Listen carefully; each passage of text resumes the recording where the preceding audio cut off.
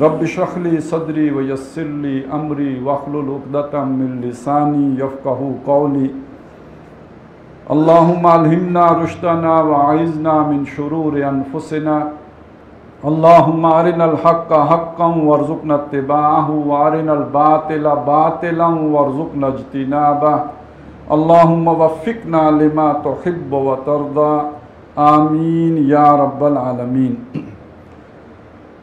سورہ فاتحہ قرآن مجید کی پہلی صورت بھی ہے، اور یہ کہ مصحف میں تو پہلی ہے ہی، اور ترتیب نزولی میں بھی پہلی مکمل صورت ہے جو نبی اکرم صلی اللہ علیہ وسلم پر نازل ہوئی۔ اس سے پہلے چند متفرق آیات نازل ہوئی تھی، اور پہلی مکمل صورت جو آپ صلی اللہ علیہ وسلم پر نازل ہوئی وہ سورہ فاتحہ ہے۔ سورہ فاتحہ در حقیقت ایک دعا ہے، اور یہ ایک ایسے شخص کی دعا ہے کہ جس کو اللہ نے حکمت عطا کی ہو، جیسے وَلَقَدْ آتَيْنَا لُقْمَانَ الْحِكْمَةَ أَنِ اشْكُرْ لِلَّهِ، ہم نے لقمان کو حکمت عطا کی کہ کر شکر اللہ کا۔ تو اس کا پہلا کلمہ ہی ہے الحمدللہ، کل شکر کل تعریف اللہ کے لیے ہے۔ تو یہ در حقیقت اس ایک دانا بینا حکیم دانشمند شخص کی دل کی جو جذبات ہیں ان کو الفاظ کی صورت اللہ تعالیٰ نے دی ہے، جسے ہم سورہ فاتحہ کے طور پر جانتے ہیں۔ یہ بڑی عظیم صورت ہے، اور اس کے کئی نام ہیں، اور اس کی عظمت نبی اکرم صلی اللہ علیہ وسلم نے بائیں الفاظ بیان کی ہے کہ اس کی مصداق کوئی صورت نہ تورات میں نازل ہوئی، نہ انجیل میں نازل ہوئی، نہ زبور میں نازل ہوئی، نہ قرآن میں اس جیسی کوئی اور صورت ہے۔ یہ اپنی مثال آپ ہے، اور یہ کہ یہ گویا بندہ مومن کے دل کی آواز ہے، اور اس کو اللہ تعالیٰ نے جو ہے الفاظ کی صورت دی ہے۔ وہ جو اللہ سے مانگ رہا ہے اس کے لیے ایک اسلوب عطا کیا ہے کہ مانگنے کا طریقہ یہ ہے۔ ابھی چونکہ یہ بڑی ایک اللہ تعالیٰ ہی کی طرف سے یہ معاملہ ہوا ہے کہ الفوز اکیڈمی EL14 میں میرا جو سلسلہ وار درس قرآن وہاں پہ چل رہا ہے، ہر اتوار کو 10:30 بجے ہوتا ہے، تو اس میں ہم منتخب نصاب جو ہے اس کا درس چل رہا تھا، اور ابھی جو آخری وہاں پہ جو نشستیں ہماری ہوئی ہیں اس میں ہم نے سورہ فاتحہ ہی کا مطالعہ کیا ہے۔ یہ تقریباً کوئی 2.5 گھنٹے کے قریب دورانیہ ہے جس پر ہم نے اس سورہ مبارکہ پر وہاں پہ ہمیں بات میری ہوئی ہے۔ تو اس وقت تو میں اس ساری تفصیل میں ظاہر ہے جانے کا نہ وقت ہے نہ یہ اس وقت سوچا تھا کہ اس تفصیل میں جاؤں، تو ابھی اگر کسی کو وہ ساری تفصیل جاننا چاہتا ہو یا ذرا ڈیٹیل میں دیکھنا چاہتا ہو تو وہ نیٹ پہ موجود ہے اور وہ سنا جا سکتا ہے۔ تو ابھی تو ہمارے پاس یہی موقع ہوگا کہ ہم ان آیات کا ترجمہ کر لیں کہ جو اس وقت ہمارے سامنے ہے۔ تو پہلی جو ہے بسم اللہ الرحمن الرحیم، اور اس میں در حقیقت اس چیز کی طرف اشارہ ہے کہ جو بندہ مومن اپنا ہر کام اللہ تعالیٰ کے نام سے شروع کرتا ہے، تو قرآن مجید کی شروعات بھی جو میں شروع کرتا ہوں اللہ کے نام سے، اور اس کی جو 2 صفات ہیں الرحمن اور الرحیم جو آگے آ بھی رہی ہیں، سورہ فاتحہ میں بھی ان کا ذکر ہے، جو بڑا مہربان اور نہایت رحم کرنے والا ہے، رحمت ان دونوں میں گویا شامل ہے۔ فرمایا الحمدللہ رب العالمین، کل شکر کل تعریف اس اللہ کے لیے ہے جو سارے جہانوں کا رب ہے، اور یہاں جہانوں سے مراد ہے ساری مخلوقات، جتنی بھی اللہ کی مخلوق ہے، وہ پرندوں کی صورت میں ہو، جانوروں کی صورت میں ہو، انسانوں کی صورت میں ہو، فرشتوں کی صورت میں ہو، وہ مخلوق جس کو ہم جانتے ہیں اور وہ مخلوق جس کو ہم نہیں جانتے، اس سب جو ہے اس سب کا رب وہ ہے۔ رب اس معنی میں بھی کہ آقا اور مالک وہ ہیں، اور رب اس معنی میں بھی کہ پالنہار، پرورش کنندہ، پروردگار، ان کی ضرورتیں پوری کرنے والا، ان کے رزق کا بندوبست کرنے والا۔ جیسے جو گھر والا ہوتا ہے، رب جو رب الدار ہوتا ہے، تو وہ گھر کی ساری رکھوالی، اس کی ضرورت پوری کرنا اس کے ذمے ہے۔ تو اسی طرح یہ سارا جہان چونکہ اس کا ہے، ساری مخلوق اس کی ہے، لہٰذا اس ساری مخلوق کی ضرورتیں پوری کرنے والا وہ ہے۔ ابھی ہم نے جو عشاء میں جو آیات جو تلاوت کی گئیں اس میں بھی در حقیقت اللہ کی انہی نعمتوں کا ذکر ہے جو اس نے بندہ مومن کے بلکہ انسانوں کے اوپر کی ہیں، اور اس میں یہ بھی الفاظ ہیں وَإِن تَعُدُّوا نِعْمَتَ اللَّهِ لَا تُحْصُوهَا، اگر تم اللہ کی نعمتوں کو گننا شروع کرو اور چاہو کہ شمار کر لو، تم انہیں شمار نہیں کر سکتے، وہ تمہارے بس میں نہیں ہے کہ ان کو گن بھی سکو۔ تو اب جہاں پہ اس کی نعمتوں کا شمار و کتار ہی نہیں ہے تو اس کے شکر کی کوئی حد ہے؟ اصل میں تو شکر نعمت کے بدلے میں ہی ہوتا ہے، لہٰذا وہ بے حد و حساب شکر اس کے لیے درکار ہے جو ہر انسان کے دل میں جو सलीम الفطرت हो, सलीम العقل हो, वो इस जगह तक उसकी सोच को पहुँचने में देर नहीं लगती कि कुल शुक्र और कुल तारीफ़ उस अल्लाह के लिए है जो सारे जहानों का रब है। और रहमान रहीम, वो रहमान है और रहीम है। मालूम है कि रहमान मुबालगे का सिगा है जिसमें सिफत रहमत गोया ठाठे मारते समंदर की मानिद है, उसमें जोश है, हेजान है, उसमें तलातुम है, उसमें तूफ़ानी कैफियत है। और तूफ़ान तो आमतौर पे थम जाता है, जोश घट जाता है और जो तलातुम होता है वो घट जाता है। लेकिन ये कि यहाँ मामला ये है कि वो जो अल्लाह की सिफत रहमत जिस तूफ़ानी शान के साथ है वो अर्रहीम भी है, यानी वो उसी सतह पर बरकरार रहती है। अर्रहमान है, उसकी रहमत तूफ़ान की मानिद है, और अर्रहीम है, उसमें कमी नहीं आती, वो उस पर बरकरार रहता है। उसकी रहमत को दवाम और इस्तिमरार हासिल है, उसमें कभी कोई कमी नहीं होती। तो वो उसकी ये रहमत ही का मज़र है कि ये पूरा निज़ाम हस्ती चल रहा है, और ये उसकी कमाल मेहरबानी और लुत्फ़ और करम और अनायत है कि जिसकी वजह से ये सारा निज़ाम चल रहा है। मालिक यौमिद्दीन, वो बदले के दिन का मालिक है। और बदले के दिन का मालिक होने का मतलब ये है कि ज़ाहिर है बदला जिसने अच्छे अमाल किए उसे अच्छा मिलेगा, जिसने बुरे अमाल किए उसे बुरा मिलेगा, बुरा बदला मिलेगा। और ये अच्छा या बुरा बदला मिलना और अच्छे अमाल का होना और बुरे अमाल का होना, दर हकीकत इसका इन्हिसार इस बात पर है कि कोई ज़ाब्ता है, कोई कानून है, कोई मेयार है जो मुकर्रर किया गया है। तो वो मेयार देने वाला, वो ज़ाब्ता देने वाला भी वही है। जो उस मेयार पर पूरा उतरेगा उसे अच्छा बदला मिलेगा, और जो उस मेयार से कमतर रह जाएगा और उस पर अप टू द मार्क जो इसने अमल नहीं किया होगा तो वो नुकसान वाला, घाटे वाला, खसारे वाला होगा और उसे बुरा बदला मिलेगा। तो उस दिन किसी की सिफारिश नहीं चलेगी, उस दिन किसी की जो है वो बात नहीं सुनी जाएगी, कोई वहाँ पे फिदिया नहीं दिया जा सकेगा, कोई बदला नहीं दिया जा सकेगा। ये वो दिन है कि जिसका तन्हा मालिक वही है। और उस दिन ये कोस बजाया जाएगा, लिमनिल मुल्कुल यौम, आज बादशाही किसकी है। दुनिया में तो कभी फ़िरौन ने नारा लगाया अलैसा ली मुल्क मिस्र, कभी नमरूद ने लगाया, उसने इराक़ में बादशाहत इख्तियार की। अब पूरी दुनिया में जो है वो कोई सुपर पावर कहे कि हमारी बादशाहत है, या सारी अवाम मिल के कहे कि सुल्तानी जमहूर का ज़माना आ गया है, तो उस दिन पूछा जाएगा लिमनिल मुल्कुल यौम, आज बादशाही किसकी है। और फिर जवाब आएगा लिल्लाहिल वाहिदिल कहार, अल्लाह की है जो अकेला है और छाया हुआ है। तो वो मालिक यौमिद्दीन है, बदले के दिन का मालिक भी वही है। इय्याका नअबुदु व इय्याका नस्तईन। अब वो जो शुक्र है ना, उस शुक्र का अमली इज़हार कैसे होगा। एक तो ज़बानी बात होगी ना अल्हम्दुलिल्लाहि रब्बिल आलमीन, लेकिन ये जो अल्हम्द है इसका इज़हार अमलन कैसे होगा।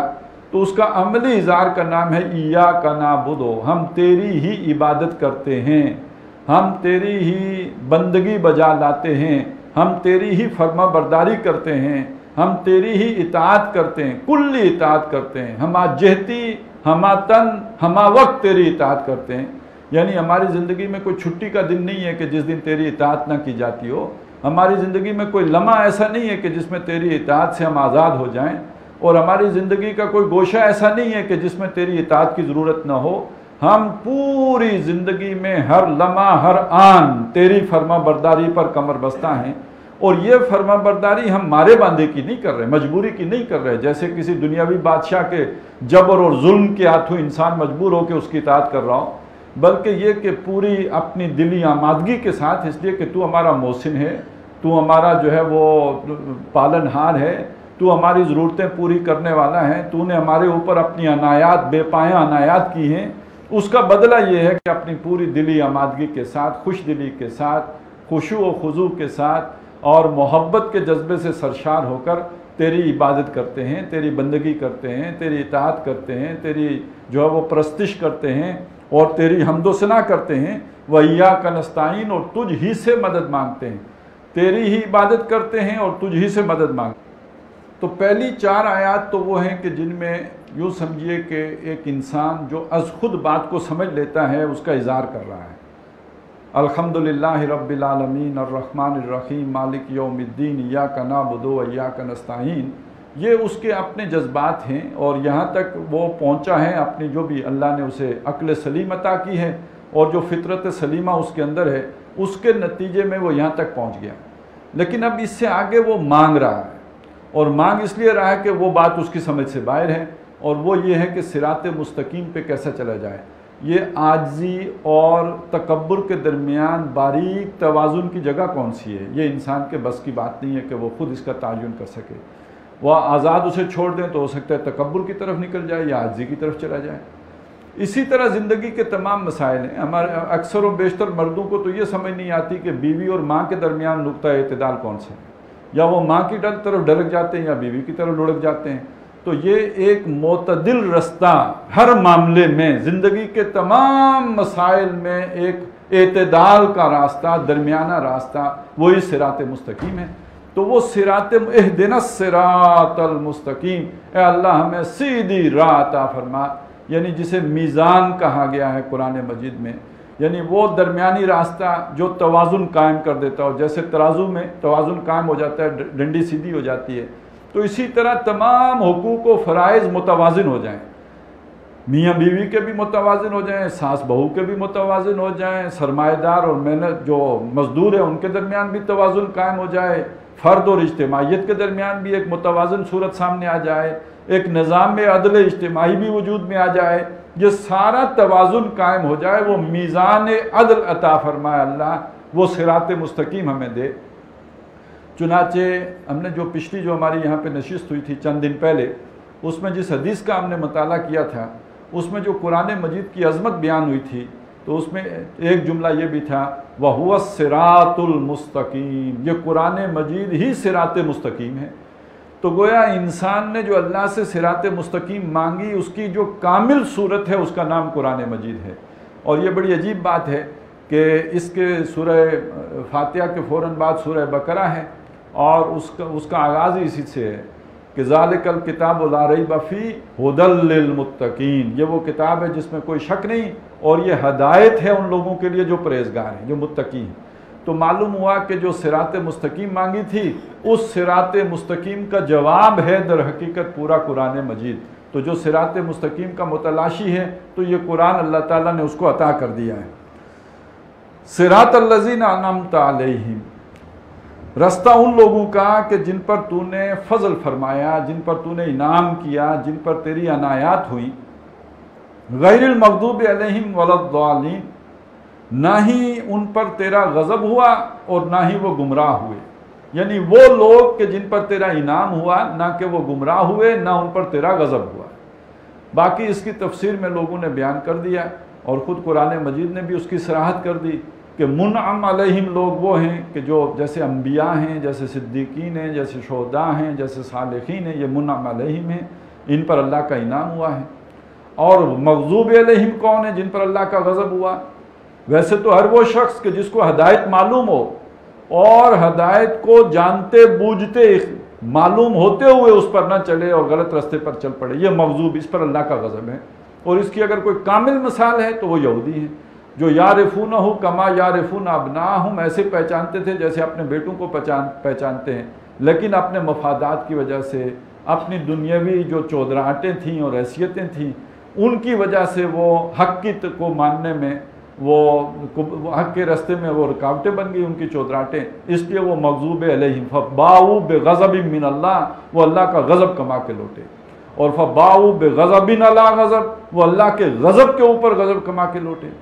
تو یہ اس وقت ہوا کہ جب انہیں حق معلوم تھا لیکن انہوں نے جان بوجھ کر قبول نہیں کیا۔ اور جو ضالین ہیں، ہر وہ شخص کہ جو صراط مستقیم ہے اس سے دائیں بائیں ہو گیا ہو تو وہ گمراہ ہیں۔ صراط مستقیم سیدھی راہ، اور ضالین گم راہ، جس کی راہ گم ہو گئی ہو۔ اب گم راہ جب ہوتی ہے، راستہ گم ہو جاتا ہے، تو ایک سبب تو غفلت ہے کہ آدمی جو ہے وہ جیسے ڈرائیور گاڑی چلاتے چلاتے سو گیا، تو اب اس کا راستہ کھو گیا، وہ کہیں سڑک سے گاڑی نیچے اتر گئی، ایکسیڈنٹ ہو گیا، تو یہ غفلت کی وجہ سے بھی راستہ گم ہو جاتا ہے۔ پھر راستہ گم ہونے کی ایک وجہ جو خاص طور پہ ہدایت کا راستہ گم ہونے کی ایک وجہ یہ بھی رہی ہے کہ انسان پر اپنی خواہشات نفسانی ایسی غالب آ جاتی ہیں کہ وہ راستے سے بھٹک جاتا ہے، اور وہ جس غلط راستے پہ چلتا ہے سمجھتا ہے یہی صحیح ہے۔ اور ایک وجہ یہ بھی رہی ہے کہ شدید نیکی کا جذبہ غالب آ جاتا ہے، اور جذبہ چونکہ اندھا بہرا ہوتا ہے تو اس نیکی کے جذبے کے تحت بھی بعض لوگ جو ہے وہ صراط مستقیم سے بھٹک گئے، جس کی نمایاں ترین مثال عیسائیوں کی ہے۔ وہ اللہ کو زیادہ راضی کرنے کے لیے انہوں نے رہبانیت کی زندگی اختیار کر لی. حضرت مسیح علیہ السلام کی محبت کے غلوم میں انہیں خدا بنا کے بٹھا لیا. تو یہ سارا انہوں نے نیکی کے جذبات کو حد اعتزال سے گزر جانے کی وجہ سے وہ رستے سے بھٹک گئے. تو اس کی کامل ترین مثال جو ہے وہ نصارہ ہے. تو اے اللہ ہمیں ان لوگوں کے رستے پر چلا کہ جن پر تیرا انعام ہوا، نہ ہی ان پر غضب ہوا اور نہ ہی وہ گمراہ ہوئے. تو یہ ہے در حقیقت ایک دعا، اور در اصل نماز ہے بھی یہی. جیسے حدیث میں آیا ہے کہ یہ جو قسمت الصلاۃ بینی و بین عبدی نصفین، حضور صلی اللہ علیہ وسلم فرماتے ہیں کہ اللہ تعالیٰ فرماتا ہے کہ میں نے نماز کو اپنے اور بندے کے درمیان 2 برابر حصوں میں تقسیم کر دیا. اور اس میں جو پھر ساری تفصیل آئی ہے وہ سورہ فاتحہ کے علاوہ اور کسی شے کا ذکر ہی نہیں ہے، نہ قیام کا، نہ رکوع کا، نہ سجدے کا. وہ سارا ذکر ہی سورہ فاتحہ کا ہے. جب بندہ کہتا ہے الحمدللہ رب العالمین، اللہ کہتا ہے میرے بندے نے میری جو ہے وہ میرا شکر کیا. جب وہ کہتا ہے کہ الرحمن الرحیم، اللہ کہتا ہے اثنا علیہ عبدی، میرے بندے نے میری ثنا کی. جب بندہ کہتا ہے مالک یوم الدین، اللہ تعالیٰ کہتا ہے مجدنی عبدی، میرے بندے نے میری بزرگی بیان کی.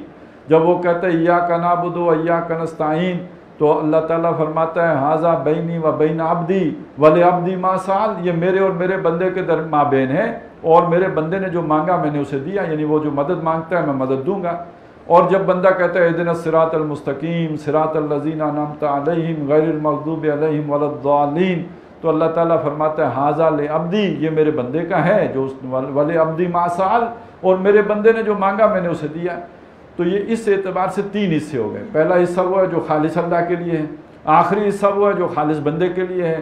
درمیانی آیت ایاک نعبد و ایاک نستعین وہ ہے جو اللہ اور بندے کے درمیان مابین ہے، بینی و بین عبدی ہے.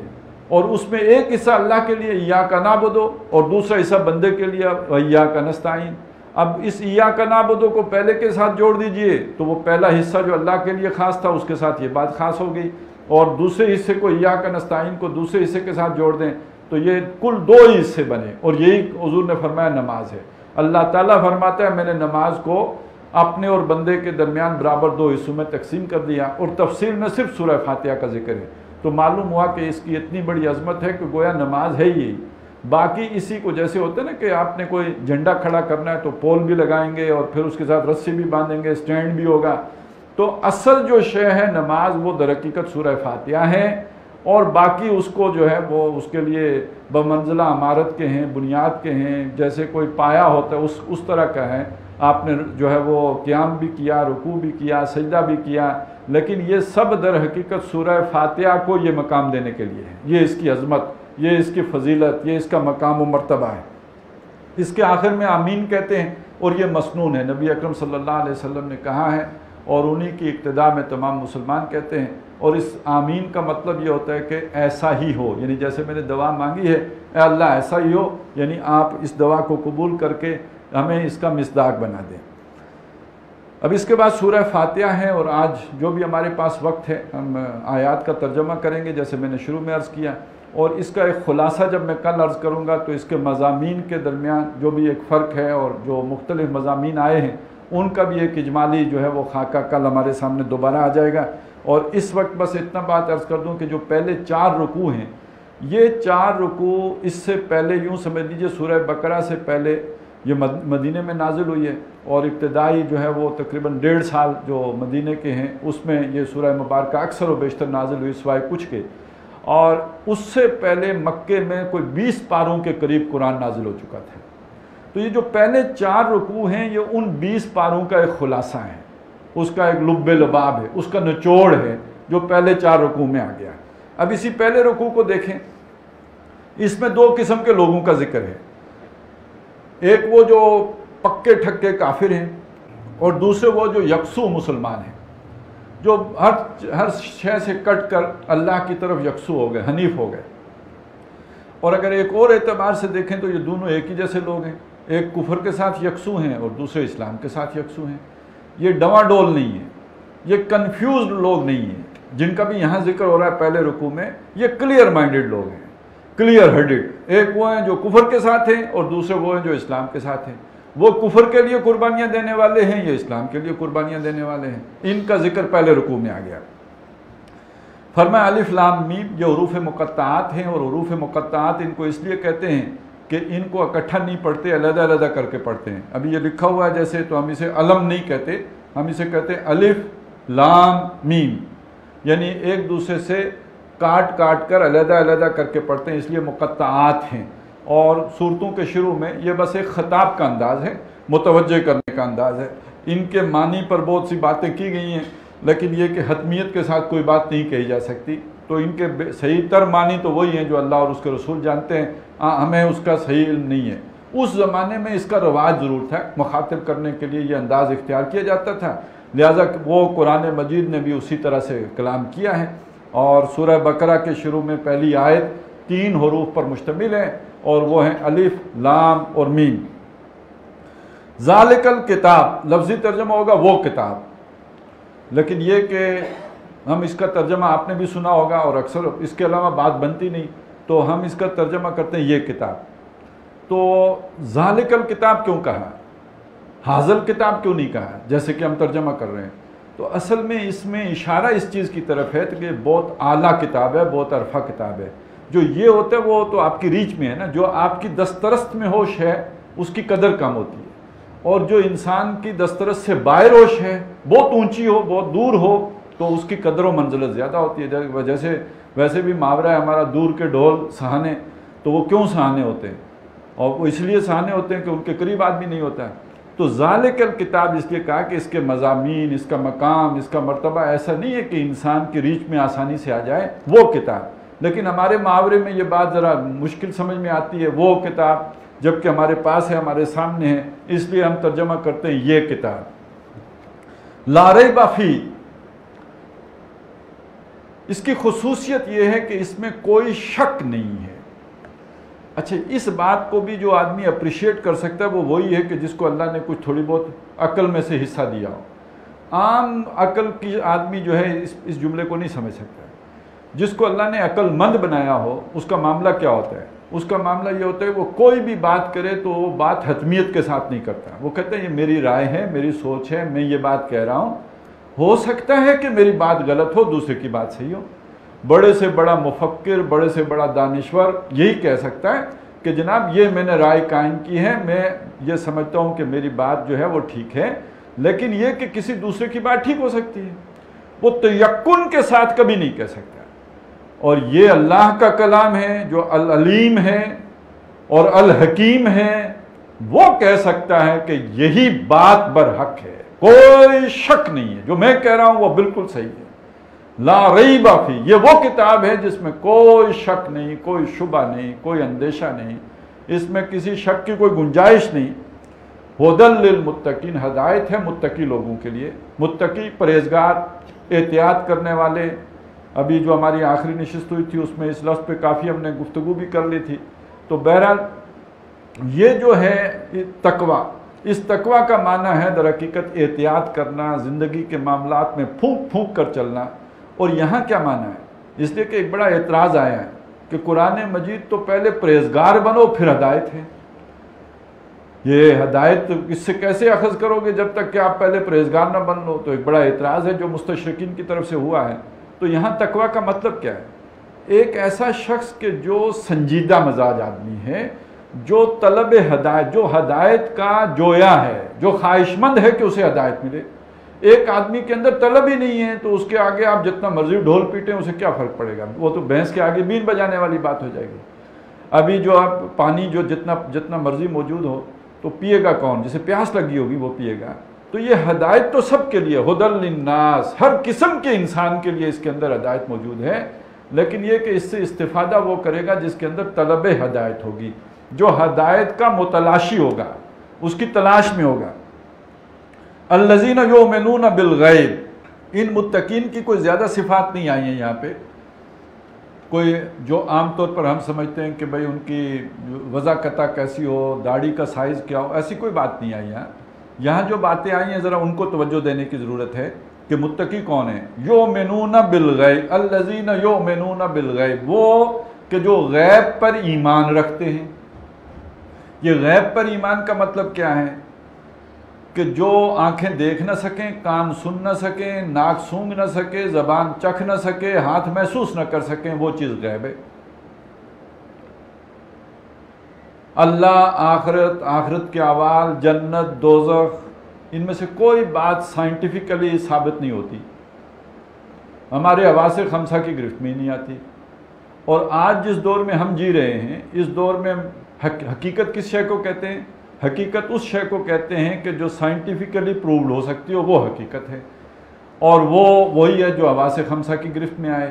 تو یوں سمجھ لیں کہ جو ایک سائنسی ذہن بنتا ہے، یہ جو متقی لوگ ہیں یہ اس کے بالکل برعکس ہوتے ہیں، غیر سائنسی حقیقت کو ماننے کے لیے تیار ہو جاتے ہیں۔ یؤمنون بالغیب، غیب کو ماننا یعنی غیر سائنسی شے کو ماننا، جو سائنسی طور پہ ثابت ہی نہ ہوتی ہو، تو وہ اس شے کو مانتے ہیں۔ اور وہ کیا ہے؟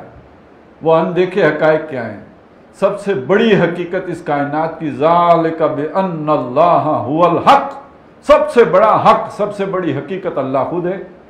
لیکن یہ کہ وہ کسی دوربین میں تو نہیں آتا ہے، ہاں اس کی بنائی ہوئی نشانیاں دوربین میں آ جاتی ہیں، یہ جو ہے وہ گلیکسیاں ہیں اور گلیکسیز ہیں، اور یہ جو ہے وہ کلسٹر ہے اور یہ سپر کلسٹر، یہ چیزیں تو آ جائیں گی، اور تا حد نگاہ اور کیا اس سے دوربین سے بھی آگے، جہاں تک اربوں خربوں دور جو ہے نوری سالوں کے فاصلے پہ موجود باڈیز تو آ جائیں گی، یہ سب اللہ کی نشانیاں ہیں۔ لیکن یہ کہ اللہ تو کسی دوربین میں نہیں آئے گا۔ ان فی خلق السماوات والارض واختلاف اللیل والنہار لآیات لأولی الالباب، تو اس کی نشانیاں تو آ جائیں گی ان میں، لیکن وہ نہیں آئے گا۔ تو پہلی حقیقت تو اللہ تعالیٰ ہے، پھر دوسری حقیقت یہ آنکھ بند ہونے کے بعد دوبارہ جی اٹھنا ہے، اور یا تو جنت ہے ہمیشہ ہمیش کی، یا دوزخ ہے ہمیشہ ہمیش کا۔ تو یہ وہ بڑے بڑے حقائق ہیں۔ اور پھر یہ کہ اللہ نے انسانوں میں سے کسی کو چن کر اپنا پیغام اس تک پہنچایا ہے، یہ بھی غیب کی بات ہے۔ وہ فرشتہ جو اس نبی کے پاس آیا کسی نے نہیں دیکھا، وہ اس کا دعویٰ مانا جاتا ہے۔ حضرت ابو بکر صدیق رضی اللہ تعالیٰ عنہ، انہوں نے تو جبریل کو نہیں دیکھا، جبریل تو محمد رسول اللہ نے دیکھے۔ تو یہ ساری غیب کی باتیں، الذین یؤمنون بالغیب ویقیمون الصلاۃ، اور وہ نماز قائم رکھتے ہیں، ومما رزقناہم ینفقون، اور جو ہم نے انہیں رزق دیا ہے۔ اب رزق سے مراد عام طور پر ہم کھانا پینا ہی لے لیتے ہیں، یہ رزق کی سب سے ادنا قسم ہے جو اللہ نے حیوانوں کو بھی دی ہے۔ مجھے اور آپ کو بھی سبزیاں، ٹماٹر، ترکاریاں اور اجناس دی ہیں، تو اسی طرح ہر حیوان کے پیٹ بھرنے کے لیے اللہ نے کچھ نہ کچھ سامان بنایا ہے۔ انسان کے لیے سب سے اعلیٰ رزق، سب سے عرفہ رزق تو ہدایت ہے، لیکن اس کے ساتھ ساتھ اللہ نے جتنی اسے فیکلٹیز دی ہیں، جو صلاحیتیں دی ہیں، جو توانائیاں دی ہیں، جو اس کو استعدادات دی ہیں، یہ سب کا سب اللہ کا رزق ہے۔ جو علم دیا ہے رزق ہے، جو اللہ تعالیٰ نے اس کو مواقع دیے ہیں وہ رزق ہیں۔ تو وہ جو کچھ ہم نے اسے جو حیثیت دی، جو استعداد دی، جو قوت کار دی، جو صلاحیت دی، جو توانائی دی، جو وسائل دیے، اس میں سے خرچ کرتے ہیں اللہ کی راہ میں۔ وہ اسے بچا بچا کے نہیں رکھتے، بلکہ اللہ کی راہ میں کھپاتے اور لگاتے ہیں۔ تو دوسرا وصف یہ ہے، پہلا وصف یہ ہے کہ اندیکھے حقائق کا یقین رکھتے ہیں، اور دوسرا وصف یہ ہے کہ انہیں جس کو دیکھا ہی نہیں، اس اللہ کے لیے اپنا سب کچھ نچھاور کرنے کے لیے تیار ہوتے ہیں۔ تن، من، دھن، مال، دولت، ہر شے جو ہے اس کے چرنوں میں قربان کرنے کے لیے ہر آن تیار رہتے ہیں۔ ابھی جب یہ آیات نازل ہو رہی ہوں گی مدینے میں، تو ینفقون کے معنی سامنے ہوں گے یا نہیں؟ کہ جو لوگ ہجرت کر کے اپنا گھر چھوڑ کر آ گئے، اپنا کاروبار چھوڑ کر آ گئے، کس کی خاطر آئے؟ اللہ اور رسول کی خاطر آئے، تو اپنا سب کچھ خرچ ہو گیا یا نہیں ہو گیا؟ اچھا، جہاں پہ آئے انہوں نے کیا کیا؟ انہوں نے اپنے دروازے کھول دیے ان کے لیے، انہوں نے اپنی ہر شے ان کو پیش کر دی کہ بھائی آدھی آپ لے لیں، آدھی ہم لے لیتے ہیں۔ تو یہ ینفقون، ہم تو بس وہ سال میں ایک دفعہ 2.5% دے کے ینفقون ہو جاتے ہیں۔ تو یہ ینفقون یہ ہے، جب اتر رہا ہوگا قرآن تو وہاں ینفقون کیا تھا، اور یہ بالکل عین انہی دنوں کی بات ہے جب وہ لوگ اپنا سارا کچھ قربان کر کے آ گئے، اور یہ اپنا قربان کرنے کے لیے تیار ہیں جو مدینے میں موجود ہیں۔ تو وہاں ینفقون ایک زندہ سلامت حقیقت تھی، یہاں تو الفاظ ہیں جو میں پڑھ کے آپ کو سنا رہا ہوں۔ والذین یؤمنون بما انزل الیک، اور وہ لوگ بھی، یہ تو ہیں ہی اور وہ بھی ہیں کہ جو ایمان لاتے ہیں اس پر جو آپ پر نازل کیا گیا، وما انزل من قبلک، اور اس پر بھی کہ جو ان سے آپ سے پہلے نازل کیا گیا۔ یہاں خاص طور پر، ویسے تو تمام ہی مسلمان اس میں شامل ہو جائیں گے، لیکن خاص طور پر اشارہ ہو رہا ہے جو مدینے میں اس وقت یہودی موجود تھے، کہ جو پہلے سے مومن تھے، اللہ والے تھے، اللہ کی حدود کا پاس کرنے والے، اللہ کا تقوی رکھنے والے تھے، اور اب قرآن مجید پر بھی ایمان لا رہے تھے. تو پہلے والے پہ بھی ایمان تھا ان کا کامل، اور اب بھی ایمان لے کے آ رہے ہیں. وَبِالْآخِرَةِ هُمْ يُوقِنُونَ، اور آخرت کا تو وہ یقین رکھتے ہیں. اور سچی بات یہ ہے کہ وہ جو پہلے ہی غیبی باتیں تھیں نا، یؤمنون بالغیب، ان کو ماننے کے بعد اگر آخرت کا یقین نہ ہو تو وہ بھی، ان کے ساتھ بھی لوگ کھلواڑی کرتے ہیں. آج ہمارے زمانے میں آپ دیکھیں نا، توحید کی بات کا کیا مطلب ہے؟ توحید پہ تقریریں ہوتی ہیں، تو توحید کا بیان ہو رہا ہوتا ہے اور لطیفے چل رہے ہوتے ہیں. کتنے بڑے بڑے موحدین ہیں جن کی پوری تقریریں بس لطیفوں پر مبنی ہوتی ہیں، لوگ ہنس رہے ہوتے ہیں، توحید بیان ہو رہی ہے. اور اسی طرح آپ نے دیکھا کہ عشق رسول کی جو حالت بنتی ہے، پھر اس پہ نوٹ ایسے نچھاور ہو رہے ہوتے ہیں کہ جیسے وہ کہیں بازار میں جو ہے وہ کسی رقاصہ کے اوپر نوٹ لوگ نچھاور کر رہے ہوتے تھے. تو یہ تو سارا پھر کھیل بن جاتا ہے. اس کو سنجیدگی دینے والی شے ایمان بالآخرہ ہی ہے. توحید بھی معنی خیز تبھی ہوتی ہے کہ جب آخرت کا یقین ہو کہ اس اللہ کے سامنے پیش ہونا ہے اور اپنے اعمال کا حساب دینا ہے. اور رسالت کی بھی اہمیت تبھی بنتی ہے کہ جب آخرت کی پیشی کا لحاظ ہو کہ اب میرا عمل آخرت میں تلے گا تب جب معیار رسالت پر پورا اترے گا. اگر معیار رسالت سے دائیں بائیں ہو گیا تو اس میں وزن ہی نہیں رہے گا، وہ بے وزن ہو جائے گا، خاک پہاڑ احد پہاڑ جتنا کیوں نہ ہو. تو اصل اہمیت آخرت کی ہے، اور عمل کو درست رکھنے والی اور عمل پر ابارنے والی شے ایمان بالآخرہ ہے. اولئک علی ھدی من ربہم، وہ لوگ ہیں جن میں یہ صفات ہیں کہ جو اپنے رب کی طرف سے ہدایت پر ہیں. اب پھر نوٹ کیجئے، سورہ فاتحہ میں مانگا کیا تھا؟ اہدنا الصراط المستقیم، اے اللہ سیدھی راہ دکھا. تو سیدھی راہ کیا ہے؟ یؤمنون بالغیب ویقیمون الصلاۃ ومما رزقناہم ینفقون والذین یؤمنون بما انزل الیک وما انزل من قبلک وبالآخرۃ ھم یوقنون اولئک علی ھدی من ربہم واولئک ھم المفلحون. اور یہی لوگ فلاح پانے والے، بامراد ہونے والے، کامیابی سے ہمکنار ہونے والے ہیں. اور کامیابی در حقیقت یہ جو فلاح ہے یہ تزکیے کے بغیر نہیں ہوتی. تو تزکیہ بھی در حقیقت یہی ہے، قد افلح من تزکا اور قد افلح من زکاہا وَأُولَئِكَ هُمُ الْمُفْلِحُونَ. یہی فلاح پانے والے ہیں، یعنی جس کا ایمان ایسا ہو گیا اور اس ایمان کے نتیجے میں وہ اپنا جان مال ہر شے اللہ کے لیے قربان کرنے پر تیار ہو گیا. مِمَّا رَزَقْنَاهُمْ يُنْفِقُونَ اور وَبِالْآخِرَةِ هُمْ يُوقِنُونَ. یہ کیفیات جسے نصیب ہو گئیں اور یہ کردار جس کا بن گیا، یہی ہدایت پر بھی ہیں، صحیح ہدایت پر، اور یہی وہ لوگ ہیں کہ جو فلاح پانے والے بھی ہیں. اصل ہدایت بس یہ ہے. باقی یہ کہ دیکھیں دنیا میں آپ کو جیسے آج مغربی تہذیب ہے اور اس کا غرہ ہے اور اس کے جو ہے وہ چمک ہے، نظر کو خیرہ کرتی ہے چمک تہذیب حاضر کی. تو اسی طرح بعض لوگوں کے الفاظ ایسے ہوتے ہیں کہ وہ بھی انسان کے وہ خیرہ کر دیتے ہیں عقل کو.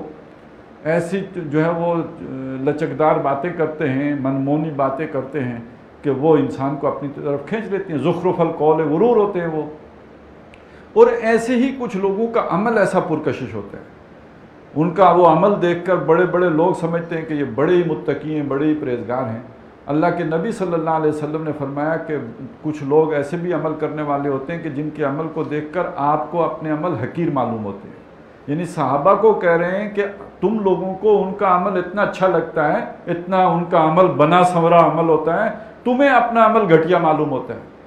اور وہ لوگ قرآن پڑھتے ہیں لیکن قرآن ان کے حلق سے نیچے نہیں جاتا ہے، اور وہ دین سے ایسے نکلے ہوتے ہیں جیسے نشانے سے تیر خطا ہوا. تو یہ جو ظاہری اعمال ہیں ان کی کوئی اہمیت نہیں اس اعتبار سے. اصل شے یہ، اصل ہدایت یہ، اولئک علی ھدی من ربہم واولئک ھم المفلحون. دعا کریں اللہ تعالیٰ یہ ہدایت عطا فرمائے. باقی یہ کہ آپ جتنا عمل کو سنوار کے بھی کریں تو اس کے اندر کوئی نہ کوئی ایسی شے، ظاہر ہے انسان ہے، بربنائے طبع بشری شامل ہو ہی جائے گی کہ اللہ اگر اس پر گرفت کرنا چاہے تو پکڑا جائے آدمی. کوئی شخص اسی لیے اپنے محض اعمال کی بنیاد پر جو ہے وہ جنت میں نہیں جا سکتا جب تک کہ اللہ کا فضل اس کے شامل حال نہ ہو جائے.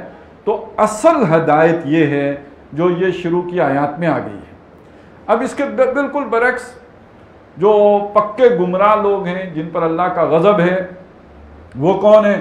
ان الذین کفروا سواء علیہم، بے شک وہ لوگ جنہوں نے کفر کیا ان پر اب برابر ہیں، انذرتہم کہ آپ انہیں خبردار کریں، ام لم تنذرہم یا آپ انہیں خبردار نہ کریں، لا یؤمنون وہ ایمان نہیں لائیں گے۔ اچھا، یہ ایک کافر وہ ہیں جس کو خبردار نہیں کیا گیا، ایک کافر وہ ہے جسے خبردار کیا گیا، اس کے بعد اسے سمجھ آ گئی، سمجھ آنے کے بعد اس نے ایمان نہیں لایا، پھر اللہ اس کے دل پر مہر کر دیتا ہے۔ اب اگر آپ اسے سمجھائیں بھی تو اسے سمجھ نہیں آتی۔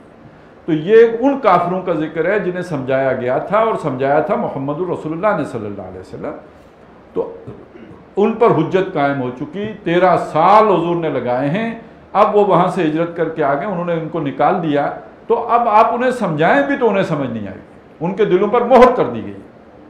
تو یہاں مراد ہر کافر نہیں ہے، آج کے کافر نہیں ہیں، آج کے کافروں کو کسی نے سمجھایا ہی نہیں، وہ بغیر سمجھائے کتنے کافر ہیں جو مسلمان ہو رہے ہوتے ہیں، تو اگر کسی نے سمجھایا ہو تو ہو سکتا ہے بہت سے کافر مسلمان ہو جائیں۔ تو سمجھانے کے بعد اسے سمجھ بھی آ گئی ہو، اتمام حجت ہو گیا ہو، پھر بھی نہ مانے، پھر اس کیٹیگری میں گرے گا، اس کے بغیر نہیں۔ ختم اللہ علی قلوبہم، ان کے دلوں پر اللہ نے مہر کر دی ہے، وعلی سمعہم، اور ان کی سماعت بھی اللہ نے سلب کر لی ہے۔ اب ظاہر ہے یہ دل کی بات ہے، ان کے یہ کان تو نہیں، ان پر تو مہر نہیں ہوئی تھی، اور ان آنکھوں پر مہر تو نہیں ہوئی تھی، تو یہ دل کا معاملہ ہے، روح کا معاملہ ہے، ان کی روح اللہ نے سلب کر لی ہے، سلا دی ہے۔ ختم اللہ علی قلوبہم وعلی سمعہم وعلی ابصارہم غشاوۃ، اور ان کی آنکھوں پر پردہ ہے، وَلَهُمْ عذاب عظیم، اور ان کے لیے دردناک عذاب ہے، بڑا عذاب ہے۔ اب اس کے بعد آیا دوسرا رکوع، اور دوسرا رکوع تقریباً پہلے رکوع سے دگنے سے بھی زیادہ ہے۔ پہلے رکوع میں 2 قسم کے لوگوں کا ذکر تھا، جبکہ دوسرے رکوع میں صرف 1 قسم کے لوگوں کا ذکر ہے، اور یہ 1 قسم کے لوگ وہ ہیں جو کوئی فیصلہ نہیں کر پاتے۔ انہیں جب حضور کی باتیں سنتے ہیں تو اچھی لگتی ہیں، دل کرتا ہے کہ بات اچھی ہے، ہمیں یہ کام کرنا چاہیے، جب چلنے کی کوشش کرتے ہیں تو جان و مال کی بازیاں کھیلنی پڑتی ہیں، تو قدم رک جاتے ہیں، یہ مشکل کام نہیں کر سکتے، آسان کام کرنے کے لیے تیار ہیں، مشکل کام کے لیے ہاتھ کھڑے کر دیتے ہیں۔ اس کا مطلب کیا ہے کہ وہ اپنا سب کچھ اللہ کے لیے لٹانے کا فیصلہ نہیں کر پائے، اپنی پریارٹیز کا تعین نہیں کر سکے، یہ گو مگو میں ہیں، یہ ابھی تک صحیح معنی میں کوئی فیصلہ نہیں کر پائے۔ تو یہ اس کی جو ہجوم ہے زیادہ کیوں ہیں؟ اکثر و بیشتر دنیا میں زیادہ تعداد میں یہی لوگ ہوتے ہیں، جسے ہم کہتے ہیں نا خاموش اکثریت۔ وہ خاموش کیوں ہوتی ہے؟ وہ کوئی فیصلہ نہیں کر پا رہی ہوتی کہ دائیں چلے کہ بائیں چلے، تماشا دیکھ رہی ہوتی ہے کہ یہ 2 جو ہراول دستے آپس میں لڑ رہے ہیں، ان میں سے کس کا پلڑا بھاری ہوتا ہے، ہم اس کی طرف ہو جائیں گے۔ وہ آپ کو پتہ ہے کہ جب وہ رنگیلے کا حکومت ختم ہوئی اور ابدالی آیا، تو اگلے دن ساری دہلی کی مسجدوں میں ابدالی کا خطبہ پڑھا جانے لگا۔ وہ تو چینج آف ماسٹر کو دیر لگتی ہی نہیں، وہ ایک نے چھٹی کی تو دوسرے کو سلام شروع ہو گیا، یہاں تک جب انگریز آ گئے تو تب بھی کام چل پڑا، کوئی فرق ہی نہیں پڑا، جیسے پٹواری بدل کے نیا پٹواری آ گیا ہو۔ تو اب یہ اکثر و بیشتر لوگوں کا معاملہ یہی ہوتا ہے، وہی لوگ جو کل تک اسلام قبول نہیں کر رہے تھے، جب اسلام کو غلبہ حاصل ہو گیا، یدخلون فی دین اللہ افواجا، فوج در فوج اسلام میں داخل ہونا شروع ہو گئے۔ تو ایسی کیفیت ان لوگوں کے لیے کہ جب اسلام حالت جو ہے وہ آزمائش میں ہو، جب مشکلات کا دور ہو، جب مصائب آ رہے ہوں، تو وہ لوگ کہ جنہوں نے یکسو ہو کے فیصلہ نہ کیا ہو، کیریئر جاتا ہے تو جائے، کاروبار جاتا ہے تو جائے، اور عزت آبرو جو بھی نقصان ہوتا ہے ہر چیز گوارا ہے، تو ان کے سامنے جب خطرات آ کے کھڑے ہوتے ہیں تو پھر ان کے لیے چلنا مشکل ہوتا ہے، جو یکسو نہ ہو۔ تو اکثر و بیشتر لوگ ایسے ہی ہیں۔ لہٰذا ان آیات کو پڑھتے ہوئے، اور خاص طور پہ جس معاشرے کا ہم حصہ ہیں، یہ معاشرہ تو یوں سمجھیے انہی آیات کی کامل مثال ہے، میں آپ ہم سب ان آیات میں فال کرتے اپنے آپ کو محسوس کریں گے۔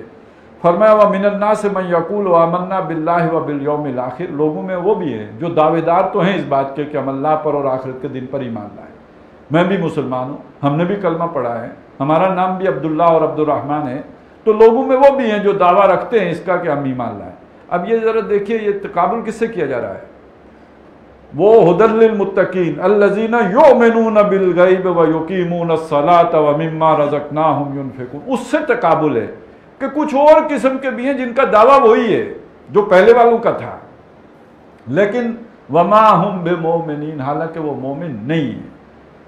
یہ بات کیوں کہی کہ ایمان تو در حقیقت یکسوئی عطا کرتا ہے، ایمان ہر طرف سے کاٹ کر ایک کا کر دیتا ہے۔ وَمَن يَكْفُرْ بِالطَّاغُوتِ وَيُؤْمِن بِاللَّهِ فَقَدِ اسْتَمْسَكَ بِالْعُرْوَةِ الْوُثْقَىٰ، جس نے طاغوت کا انکار کر کے اللہ کی طرف یکسو ہوا وہ ہے جس نے مضبوط کنڈا تھاما ہے۔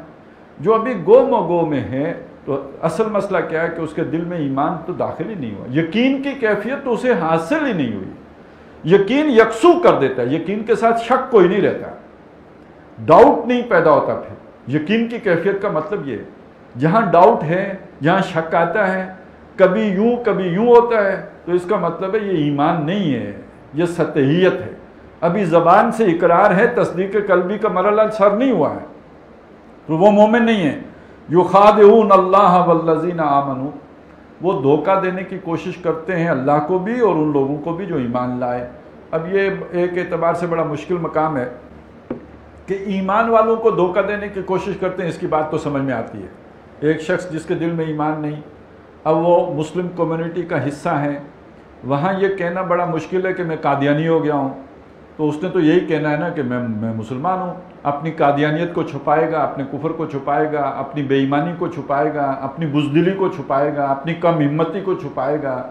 یہ تو نہیں بتائے گا کہ مجھے اللہ کے مقابلے میں اپنے کاروبار سے زیادہ محبت ہے، یہ تو نہیں کہہ سکتا کہ مجھے دین کے مقابلے میں اپنی دنیا پسند ہے، یہ کہہ تو نہیں سکتا، لہذا وہ اہل ایمان سے چھپانے کی کوشش کرے گا۔ لیکن اس کو مشکل بنا دیا اس نے کہ کوئی بندہ اللہ کو بھی دھوکہ دینے کی کوشش کر سکتا ہے۔ انسان کو دھوکہ دینے کی کوشش تو ہوتی رہی ہے، لوگوں نے نبیوں کو بھی دھوکہ دینے کی کوشش کی، لیکن اللہ کو دھوکہ دینے کی کوشش، یہ کم از کم جس میں کوئی ایمان کی ذرا سی بھی رمق ہو اس کے لیے یہ بات سمجھنا ہی بڑا مشکل ہو جاتا ہے۔ تو یہ قرآن مجید میں مختلف مقامات پر یہ مضمون بیان ہوا ہے، اور یہ بڑا ہی عجیب مضمون ہے، اور اس کا کلائمیکس وہ ہے کہ جو آیا ہے سورہ مجادلہ میں کہ ان لوگوں کی کیفیت یہ ہے کہ یہ جب اللہ کے سامنے آخرت میں کھڑے ہوں گے، اللہ کے سامنے یوم یبعثہم اللہ جمیعا، جب سب کے سب کو اللہ جمی کو وہاں اکٹھا کرے گا، فَيَخْلِفُونَ لَهُ كَمَا يَخْلِفُونَ لَكُمْ، اللہ کے سامنے بھی حلف اٹھا کر مکر جائیں گے جیسے تمہارے سامنے مکر سے، جھوٹ بول جائیں گے حلف اٹھا کے۔ وَيَحْسَبُونَ أَنَّهُمْ عَلَىٰ شَيْءٍ، اور صرف اتنا ہی نہیں ہوگا، گمان یہ رکھیں گے، سمجھیں گے یہ کہ وہ واقعی کسی شے پر ہے۔ اللہ کو ماننی چاہیے ان کی بات۔ وہ جیسے بچہ ہوتا ہے نا، جھوٹ بول کے یہ سمجھتا ہے کہ باپ میری بات مان کیوں نہیں رہا، اسے اور غصہ آ رہا ہوتا ہے کہ مان کیوں نہیں رہا، اسے یہ نہیں سمجھ آ رہی ہوتی کہ باپ سمجھ رہا ہے کہ میں جھوٹ بول رہا ہوں، وہ سمجھتا ہے میں نے ایسا پکا جھوٹ بولا ہے کہ باپ کو سمجھ جانا چاہیے کہ میں سچ بول رہا ہوں۔ تو کوئی ایسی ہی کیفیت اس پہ طاری ہو جاتی ہے، وہ سمجھتے کہ اللہ کو سمجھنا چاہیے میں سچ بول رہا ہوں۔ تو اس کے بارے میں وہاں کہا کہ یہ در حقیقت وہ لوگ ہیں استحوذ علیہم الشیطان، ان پر شیطان چھا گیا ہے، مسلط ہو گیا ہے، فانساہم ذکر اللہ، تو شیطان نے انہیں اللہ کی معرفت سے بیگانہ کر دیا، یہ اللہ کو نہیں پہچانتے۔ تو یہ در حقیقت ان کی مت ماری ہوئی ہے، اور مت مارے ہونے کی علامت یہ ہے کہ یہ اللہ کو بھی دھوکہ دینے کی کوشش کر رہے ہیں۔ سارے دھوکے دے کے بھی سمجھتے ہیں کہ جنت ہماری کھری ہے، سارے الٹے کام کر کے بھی سمجھتے ہیں کہ ہم تو بڑے پرہیزگار ہیں، بڑے بچے بہت ہی اللہ والے لوگ ہیں، اور ہم تو درست رستے پر گامزن ہیں۔ تو یہ ہے در حقیقت ان کی مت ماری ہوئی ہے، اور یہ اس میں پھر اللہ کو دھوکہ دینے کی کوشش کرتے ہیں۔ وَمَا يَخْدَعُونَ إِلَّا أَنفُسَهُمْ، اب اللہ نے اس کا جواب دے دیا، حالانکہ یہ دھوکہ نہیں دے رہے مگر اپنے ہی آپ کو، وَمَا يَشْعُرُونَ، لیکن ان کو اس کا شعور نہیں ہے، یہ ناسمجھ لوگ ہو گئے ہیں، ان کی مت اللہ نے مار دی ہے۔ کیوں؟ اللہ ظالم تو نہیں ہے۔ اب دیکھیے دو مسئلے آ گئے، ایک وہ تھے کافر جن کو سمجھ آئی، سمجھنے کے باوجود انہوں نے نہیں مانا، اللہ نے ان کے دلوں پر مہر کر دی۔ ایک یہ قسم ہے جنہیں سمجھ آئی انہوں نے مان لیا، اشہد ان لا الہ الا اللہ و اشہد ان محمدًا عبدہ و رسولہ، لیکن یہ کہ جو قربانیاں درکار تھیں، جو اس کے لیے اپنا ایثار چاہیے تھا، وہ کرنے کے لیے تیار نہیں، اس لیے کہ دل سے نہیں مانا تھا، دل میں نہیں اترا تھا، وہ پوری طرح اس کے ساتھ یکسو نہیں ہوئے تھے۔ لہذا جانتا ہوں ثواب طاعت و زہد پر طبیعت ادھر نہیں آتی والی کیفیت سے ہم کنار ہیں۔ چنانچہ ان کا معاملہ یہ ہے کہ ان کو اللہ تعالیٰ نے پھر ان کا شعور سلب کر لیا ہے، اب انہیں سمجھ نہیں آ رہی۔ پہلے سمجھ آئی، ان کو بھی آئی، ان کو بھی آئی، ان کا معاملہ تو یہ ہوا کہ ان پر تو اللہ نے مہر کر دی، اب تو انہیں آئے گی نہیں، ان پر ابھی مہر نہیں کی ہے، لیکن یہ کہ ابھی ان کی سمجھ ایک حد تک سلب کر لی ہے، چھین لی ہے ان سے۔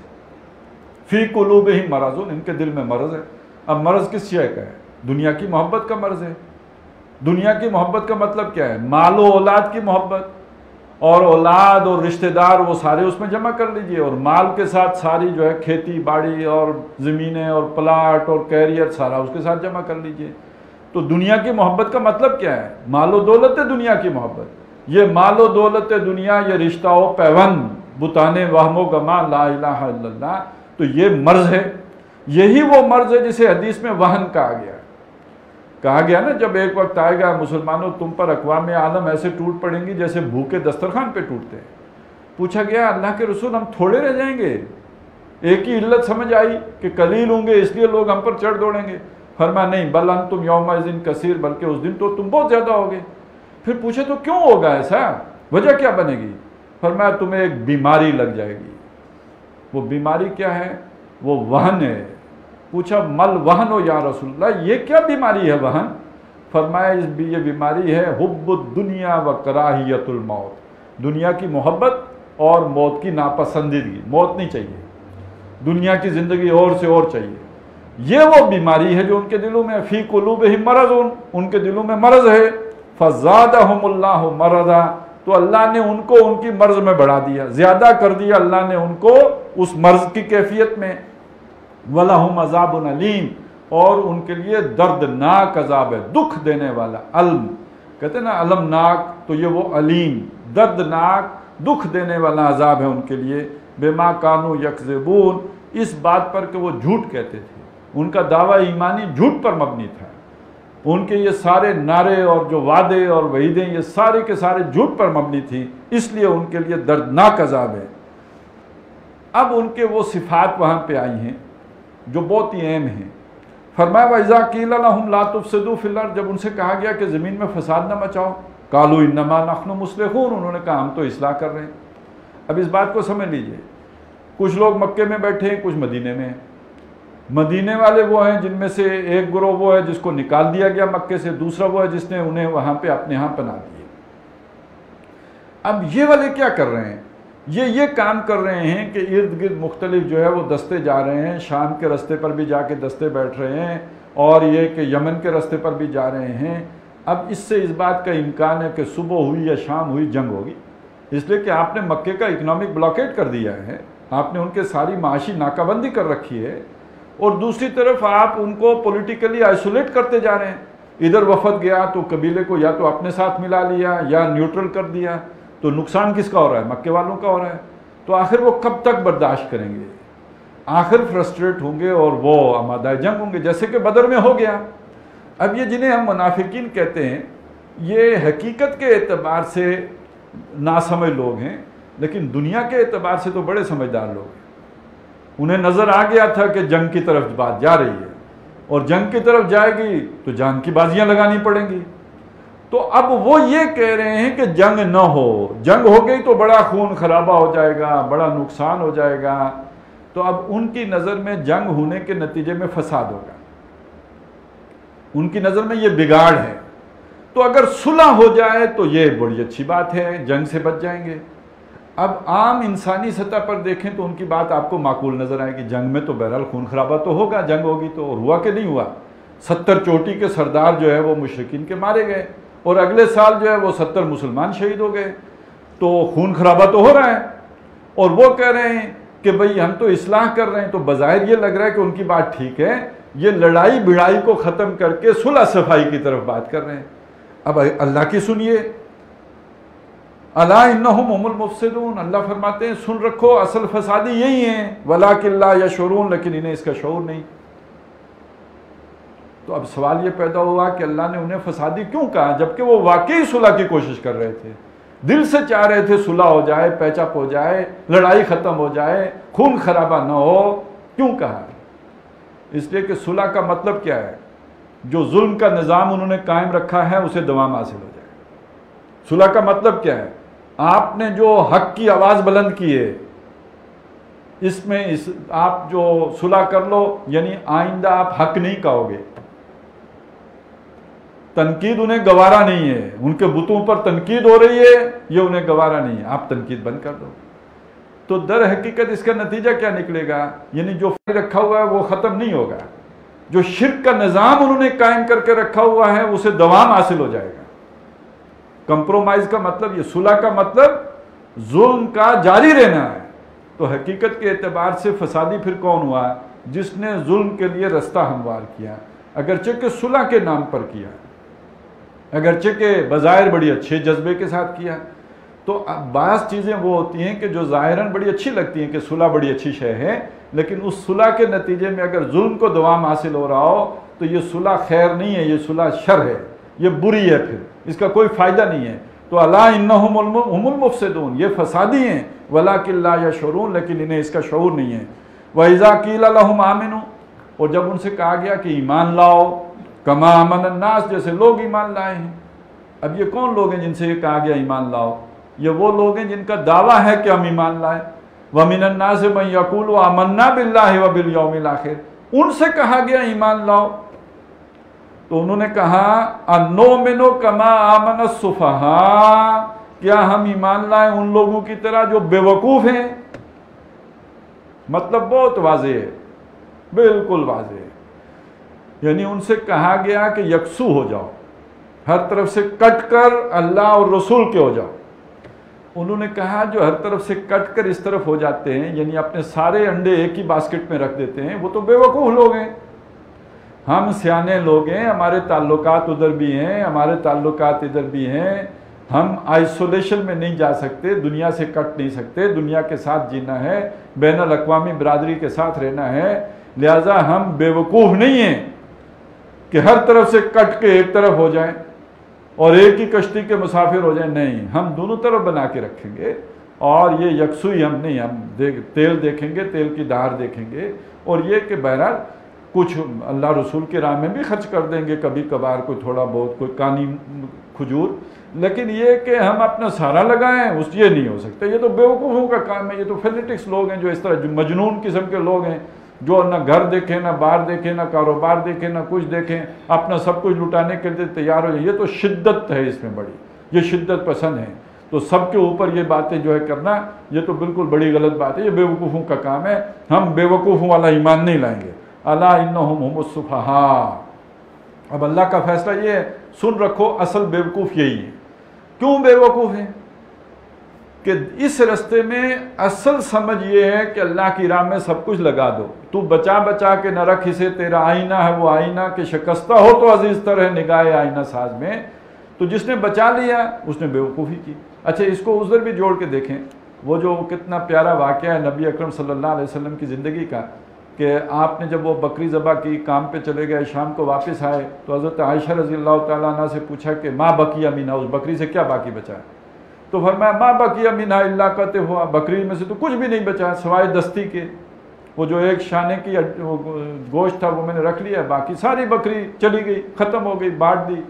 تو فرمایا بقی کلھا الا قطع ہوا، ساری بکری تو بچ گئی ہے سوائے اس کے کہ جو ہم کھا لیں گے۔ تو معلوم ہوا کہ جو ہم استعمال کریں گے وہ خرچ ہو گیا، اور جو اللہ کی راہ میں دے دیا وہ بچ گیا۔ تو دیکھیں نقطہ نظر کا کتنا بڑا فرق ہو گیا۔ اگر ایمان اس درجے میں نہیں ہے تو جو بچا لیا صندوق میں ہم کہیں گے یہ بچا ہوا ہے، اور اگر ایمان ہے تو جو اللہ کو دے دیا ہم کہیں گے یہ بچ گیا، یہ کل کام آئے گا، مرنے کے بعد اصل میں تو یہی ہمارا جو ہے کئی ہزار گنا ہو کر ہمیں ملے گا۔ تو سن رکھو، اصل بیوقوف یہ ہے، انہوں نے آگے اپنے لیے کچھ بھی نہیں بھیجا، سارا ادھر جمع کر کے رکھا ہے، اور یہ مریں گے وہ ادھر رہ جائے گا، پیچھے ان کے اولاد لڑے گی، اور آگے ان کے پاس کچھ بھی نہیں ہوگا۔ تو اصل بیوقوف یہ ہیں وَلَٰكِن لَا يَعْلَمُونَ، لیکن انہیں اس کا علم نہیں ہے۔ اب ان کی ایک چالاکی یہ بھی ہے، اپنی طرف سے بڑی عقل مندی کی بات ہے، وَإِذَا لَقُوا الَّذِينَ آمَنُوا، جب ملاقات کرتے ہیں ایمان والوں سے، قَالُوا آمَنَّا، وہ کہتے ہیں ہم ایمان لائے، ہمارا بالکل یہی آپ والا طور طریقے، سوچ سمجھ، ہماری فکر بالکل وہی ہے جو آپ کی ہے۔ وَإِذَا خَلَوْا إِلَىٰ شَيَاطِینِهِمْ، اور جب وہ خلوت میں ہوتے ہیں اپنے شیطانوں کے ساتھ، اور یہاں شیطانوں سے مراد کیا ہے؟ وہ جو ان کے بڑے بڑے لیڈر ہیں، اور خاص طور پہ دیکھیں یہاں دو قسم کے گروہوں کا ذکر ہے، ایک وہ اوس و خزرج کے لوگ جو مسلمان ہوئے تھے لیکن ان کی یہودیوں کے ساتھ یاریاں تھیں، اور دوسرے وہ یہودی جو حضور کی محفل میں آتے تھے اور یہاں سے باتیں سن کر پھر اپنے علماء کے پاس جاتے تھے۔ تو یہاں اصل میں خاص طور پر اذا خلاؤ الی شیاطینہم جو کہا گیا، تو ان کے وہ جو بڑے بڑے ان کے علماء اور فضلاء تھے یہودیوں کے، ان کی طرف اشارہ کیا گیا، اس لیے کہ ان کے پاس جاتے تھے تو وہ انہیں پھر کنفیوز کر دیتے تھے۔ وہ کہتے جا کے یہ سوال پوچھو، یہ پوچھو، اگر انہوں نے یہ کہا تو پھر اس کا یہ مطلب ہے۔ وہ جیسے شیطان 10 دلیلیں نکال لیتا ہے تو ایسے 10 دلیلیں وہ بھی نکال لیتے تھے، اس لیے انہیں کہا شیطان۔ تو جب وہ خلوت میں ہوتے ہیں اپنے شیطانوں کے ساتھ، قالوا انا معکم، انہیں جا کے کہتے ہیں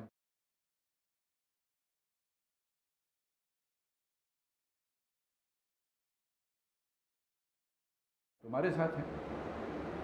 اب یہ بات سمجھ لیجئے، ایک ایسا معاشرہ جس کے اندر یہ کشاکش اور کشمکش نہیں ہے، وہاں یہ کیفیت پیدا ہی نہیں ہوتی۔ ایک حق پرست گروہ ہو، مقابلے میں ایک باطل ہو، ان دونوں کے درمیان ٹکراؤ اور فرکشن ہو، تو درمیان میں ایک گروہ ایسا پیدا ہوگا کہ جو ادھر بھی بنا کے رکھنے کی کوشش کرے گا اور ادھر بھی بنا کے کوشش کرے گا، رکھنے کی کوشش کرے گا۔ وگرنہ یہ کہ معاشرہ اگر سٹیٹس کو پہ راضی ہو اور سارا سواد اعظم جو ہے وہ بادشاہوں کے طور طریقے پہ ہو، کوئی بیچ میں فرکشن ہی نہ ہو، تو پھر یہ درمیانہ گروپ تو پیدا ہی نہیں ہوتا ہے۔ پھر تو سواد اعظم سارا ایک ہی رخ پہ جا رہا ہے نا، جیسے مین سٹریم جدھر جا رہی ہے تو ادھر ہی چل رہا ہے سارا۔ تو کوئی نہ کوئی جو ہے سٹیٹس کو توڑنے والا اگر وجود میں آئے گا گروہ، تو فرکشن پیدا ہوگی۔ جب فرکشن پیدا ہوگی تو کچھ لوگ ایسے پھر ضرور نکلیں گے کہ جو ادھر بھی بنا کے رکھنے کی کوشش کریں گے اور ادھر بھی بنا کے رکھنے کی کوشش کریں گے۔ وَإِذَا لَقُوا الَّذِينَ آمَنُوا قَالُوا آمَنَّا وَإِذَا خَلَوْا إِلَىٰ شَيَاطِينِهِمْ قَالُوا إِنَّا مَعَكُمْ إِنَّمَا نَحْنُ مُسْتَهْزِئُونَ۔ اب دیکھیے ان کی عیاریاں مکاریاں، ہم تو مذاق کر رہے تھے۔ یہ جو ہم جا کے کہتے ہیں مسلمان ہیں، ان کے پاس بیٹھے ہوئے تھے، تو وہ ہم تو ایسے ہی ان مذاقاً اور ویسے ہی ہنسی کھیل کے لیے ان کی باتیں بھی ہم سن لیتے ہیں، ہمیں معلوم ہے امکانہ سی باتیں ہیں، بیوقوفانہ باتیں ہیں، ان کی باتوں میں کوئی ڈپتھ نہیں ہے، اونا مونا ان سے کوئی کچھ نہیں ہے، ویسے نعرے لگا رہے ہیں۔ تو ہم بھی کبھی کوئی انٹرٹینمنٹ کے لیے جا کے ان کے پاس بیٹھ جاتے ہیں، وگرنہ یہ کہ ہم کہاں، ہمیں معلوم ہے ہم جان دیدہ لوگ ہیں، ہم ایسے لوگوں کے پیچھے تھوڑی چلنے والے ہیں جو سیریس ہی نہیں ہیں۔ اللہ یستہزئ بہم، حقیقت یہ ہے کہ اللہ تعالیٰ ان کا مذاق کر رہا ہے، ان پر ہنستا ہے۔ وَيَمُدُّهُمْ فِي طُغْيَانِهِمْ، اور اللہ تعالیٰ ان کو کھینچتا ہے۔ مد، یہ وہ مد ہے نا، جیسے ہوتی ہے، جیسے آپ ایک الف کو لمبا کر کے 3 الف کے برابر کر لیتے ہیں، تو انہیں اور کھینچتا ہے، لمبا کرتا ہے۔ فی طغیانہم، ان کی طغیانی میں، ان کی سرکشی میں، یعنی معلوم ہوا کہ یہ جو ان کی حرکتیں ہیں یہ اللہ کو سخت ناپسند ہیں، اس سے بہت اللہ تعالیٰ بیزار ہوتا ہے، اس کا اس پہ غصہ اور غضب ہے۔ لیکن یہ کہ اللہ تعالیٰ چونکہ متحمل مزاج ہے، لہذا وہ ایک دم ان پر کوئی کڑک نہیں اتار رہا، بلکہ ان کو مواقع دے رہا ہے، ان کے لیے چانس پیدا کر رہا ہے کہ یہ اور سرکشی دکھائیں، اور جو ہے اپنے جو بھی ان کے خوب سے باطن ہے وہ ظاہر ہو، اور دشمنی دکھائیں اللہ کے دین سے۔ تو اللہ تعالیٰ ان کو ترقی دیتا ہے ان کی سرکشی میں، یا ماہون، اس حالت میں کہ یہ باطنی بصیرت سے محروم ہیں۔ ایک ہوتا ہے امیون، وہ اندھا ہے جس کی ظاہری بصیرت نہ ہو، ایک ہے امہن، یہ وہ ہے کہ جس کی باطنی بصیرت ہی ختم ہو گئی ہو، اسے نظر نہ آتا ہو، یعنی اس کی سوجھ بوجھ ختم ہو گئی ہو۔ اولئک الذین اشتروا الضلالۃ بالہدی، یہ وہ لوگ ہیں کہ جنہوں نے ہدایت دے کر گمراہی خریدی ہے۔ ایک وہ کافر ہیں کہ جنہوں نے تو مانا ہی نہیں، یہ وہ ہیں جنہوں نے مان لیا تھا، یہ محمد الرسول اللہ صلی اللہ علیہ وسلم کے دامن سے وابستہ ہوئے تھے، اور ان کی بدبختی یہ ہے کہ یہ وہاں سے واپس ہو گئے ہیں۔ تو انہوں نے گمراہی کو خریدا ہدایت دے کر۔ یہ تو بالکل ایسی بات ہو گئی کہ کسی نے پٹرول دے کر پانی جو ہے وہ گھر لے آیا ہو، 4 لیٹر پٹرول کے بدلے میں 4 لیٹر پانی لے آیا، اور اس نے کہا کہ وہ اس میں تھوڑا وہ رنگ تھا اور یہ بالکل صاف ستھرا ہے جو میں لے کے آیا ہوں۔ تو یہ انہوں نے ہدایت جو ہے وہ بیچی، وہ دی، اور اس کے بدلے میں گمراہی خریدی۔ فما ربحت تجارتہم، تو ان کا سودا نفع بخش نہ ہوا۔ وما کانوا مہتدین، اور نہ ہی یہ ہدایت پانے والے ہوئے۔ اب دیکھیے تقابل کیا ہے، ہدایت پانے والے کون تھے؟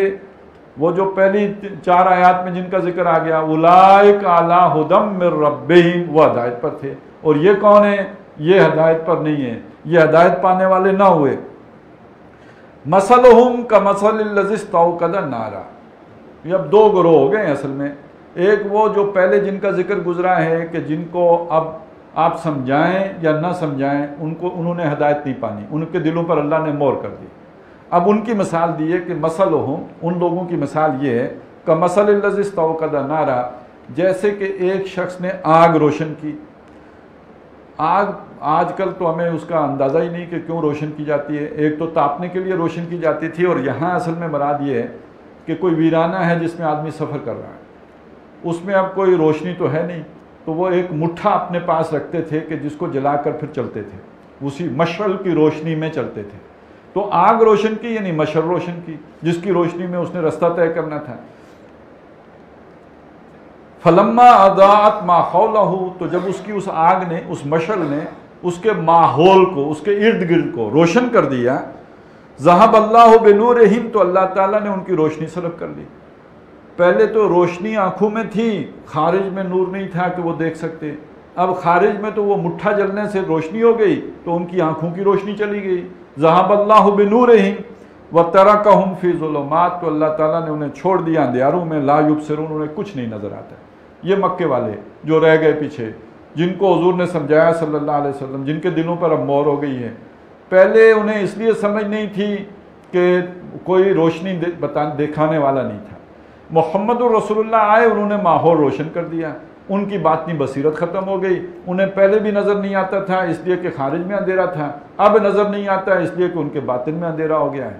لہذا وہ جوں کہ توں رہ گئے. صم بکم عمی فہم لا یرجعون, بہرے ہیں, گونگے ہیں, اندھے ہیں, تو وہ لوٹیں گے نہیں.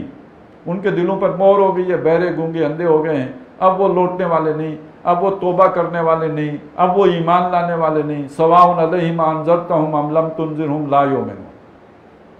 دوسرے وہ ہیں جن کا ذکر دوسرے رکوع میں ہوا تھا, فرمایا یہ وہ لوگ ہیں او کصیب من السماء, ان کی مثال یہ ہے کہ جیسے آسمان سے زور کی بارش برس رہی ہو, فیہ ظلمات, اس میں اندھیارے بھی ہوں. اب ظاہر ہے جب بہت ہی ابھی ساون آئے گا تو ہم دیکھیں گے کہ بڑے کالے بادل آتے ہیں, کالے بادل آئیں گے, آ کے میں برسائیں گے, تو وہ جو کالے بادل آتے ہیں تو دن کو بھی اندھیرا چھا جاتا ہے, اور رات کو آئیں تو پھر اور بھی گپ اندھیرا ہو جاتا ہے, اور اس میں موٹی موٹی بوندیں اور زور کی بارش وہ بھی برستی ہے. تو فیہ ظلمات, اس میں اندھیارے ہیں, ورعد, اور گرج ہے, کڑک, وبرق, اور بجلی ہے. تو ایک تو وہ لشکاریں مارتی بجلی ہے, اور اوپر سے پھر زور کی آواز آتی ہے, اور ساتھ اندھیارے بھی ہیں. یجعلون اصابعہم فی آذانہم, ماحول ایسا بن گیا ڈراؤنا, خوفناک, کہ اس خوفناک ماحول میں وہ اپنی انگلیاں اپنے کانوں میں ٹھوستے ہیں, من الصواعق, کڑک کے ڈر سے, حذر الموت, موت کی ڈر کی وجہ سے. وہ جو کڑک کی آواز ہے اس کی وجہ سے وہ چاہتے ہیں کہ آواز نہ آئے انہیں, اور یہ کہ موت کی ڈر کی وجہ سے وہ آواز سے انہیں موت کا اندیشہ لاحق ہوتا ہے, لہذا وہ آواز ہی نہیں سننا چاہتے. یہ کون لوگ ہیں؟ یہ وہ لوگ ہیں کہ جو ابھی پوری طرح یکسو نہیں ہوئے ہیں, وہ جن کا ذکر یہاں پہ آیا تھا. اور یہاں بجلی کی کڑک کیا شے ہے؟ وہ لوگ جنہیں جو یکسو نہیں, انہیں جب یہ کہا جائے کہ اللہ کی راہ میں مال لگاؤ, انفقوا فی سبیل اللہ, یہ کسی کڑک سے کم آواز نہیں ہوتی ان کے کانوں میں. نکالو مال, معلوم ہوا بے ہوشی ہو گئے. اس سے آگے بات یہ کہ جان لگاؤ, تو یہ تو انگلیوں ہی ٹھوسنے کی بات ہے کہ یہ آواز تو میرے کانوں ہی میں نہ آئے, ہم نے تو سنا ہی نہیں. تو یہ جو جب تک ماحول سازگار ہو, ضیاء الحق صاحب کا دور ہو, تو جتنے مرضی نعرے لگاؤ, انقلاب لاؤ, جو مرضی کرو, ساری دنیا باطل کے اوانوں میں زلزلہ فلانا خان, تو جو مرضی زلزلے لاتا رہے, لیکن اوپر سے پرویز مشرف آ جائے تو ہم نے بڑے بڑے ترم خان سنے کہ بھائی کوئی بات نہیں, یہ وقت گزار لو, اقامت دین کا نام نہ لو, کیونکہ بڑا خطرہ ہے. تو زندہ رہیں گے تو بعد میں اقامت دین کریں گے, اور ابھی کہیں مسنگ ہو گئے تو پھر اقامت دین کون کرے گا. تو یہ گرج و چمک اور کڑک, تو اس میں پھر انگلیاں ٹھوسی جاتی ہیں کہ ٹھیک ہے بھائی اس وقت ذرا تھوڑا ہولا رکھو ہاتھ, اور اگر کوئی پاگل ہے تو اسے کنارے لگاؤ, کیونکہ یہ سب کو مروائے گا بیچ میں. واللہ محیط بالکافرین, کوئی مسئلہ نہیں. ان ناشکروں کو، ناقدروں کو اس طرح کا کفر کرنے، قانونی طور پہ مسلمان، حقیقی طور پہ جو ہے وہ کفر کی حالت میں، ان کو بھی اللہ، ان کا بھی احاطہ کیے ہوئے، ان پہ تو مہر کر دی ہے، ان کا بھی اللہ نے احاطہ کیا ہوا ہے، ان کو بھی سہج سہج جو ہے وہ پکا کے لے جائے گا وہیں تک۔ یکاد البرق یخطف ابصارہم، قریب ہے بجلی کہ ان کی آنکھیں جو ہے اچک لے جائیں، وہ بصیرت ساری چلی جاتی ہے۔ وہ جب ذرا سا کوئی مسئلہ ہو، کوئی نیا آپریشن شروع ہو تو معلوم ہوتا ہے کہ جناب پھر وہی کپ کپی طاری ہو گئی ہے، تو یہ بالکل جیسے کڑک اور گرج کی آواز سے کپ کپی طاری ہوتی ہے، تو ویسی ہی کپ کپی ایک نئے آرڈر سے بھی طاری ہو جاتی ہے۔ تو یکاد البرق یخطف ابصارہم، قریب ہے بجلی کہ ان کی آنکھیں اچک لے، کلما اضاء لہم، جب بھی ان کے لیے روشنی ہوتی ہے، مشاؤ فیہ، تو اس میں چلتے ہیں۔ اب یہ روشنی میں چلنے کا مطلب کیا ہے؟ آسانی میں چلنا۔ روشنی میں تو ہر سیانہ آدمی کہے گا چلو، رات کو چلنا جب اندھیرا ہے کوئی سیانہ آدمی یہ نہیں کہے گا کہ اندھیرے میں چلو۔ وہ بڑا پیارا ایک شعر ہے کہ شب تار میں بھی جنوں میرا کئی منزلوں سے گزر گیا، تیرے عقل و شعور کا قافلہ ابھی انتظار سحر میں ہے۔ عقل و شعور کہیں گے کہ جب سحر ہوگی، روشنی ہوگی، پھر چلیں گے، اور جنون اور دیوانگی کہے گی کہ اس سے کیا، دن ہے کہ رات ہے، ہم نے تو اپنی منزل کی طرف محو سفر رہنا ہے، چلنا ہے۔ تو جب روشنی ہوتی ہے تو چلتے ہیں، وَإِذَا أَظْلَمَ عَلَيْهِمْ، جب اندھیرا ہوتا ہے قاموا، کھڑے رہتے ہیں، پھر نہیں چلتے۔ اب یہ وہ لوگ ہیں دنیا پرست، مال مست اور مال کی محبت میں گرفتار، کہ جب مشکلات آتی ہیں تو رک جاتے ہیں ٹھٹک کے، اس وقت ان کا سارے جو وہ عشق اور محبت سب ہوا ہو جاتا ہے۔ لیکن یہ کہ جب آسانی ہو تو معلوم ہوتا ہے ان سے بڑا جان نثار اور کوئی نہیں ہے، اور ان سے بڑھ کر خدمتگار اور خادم اور کوئی پیدا ہی نہیں ہوا۔ خالق خدام الاصل تو خدام ہیں یہی۔ تو یہ تب جب آسانی ہو، جب حالات سازگار ہوں، جب کہیں اور سے بھی جو ہے وہ کوئی ریاست مدینہ کا جیسے نعرہ لگ رہا ہو تو پھر تو بڑی سازگاری آ جاتی ہے۔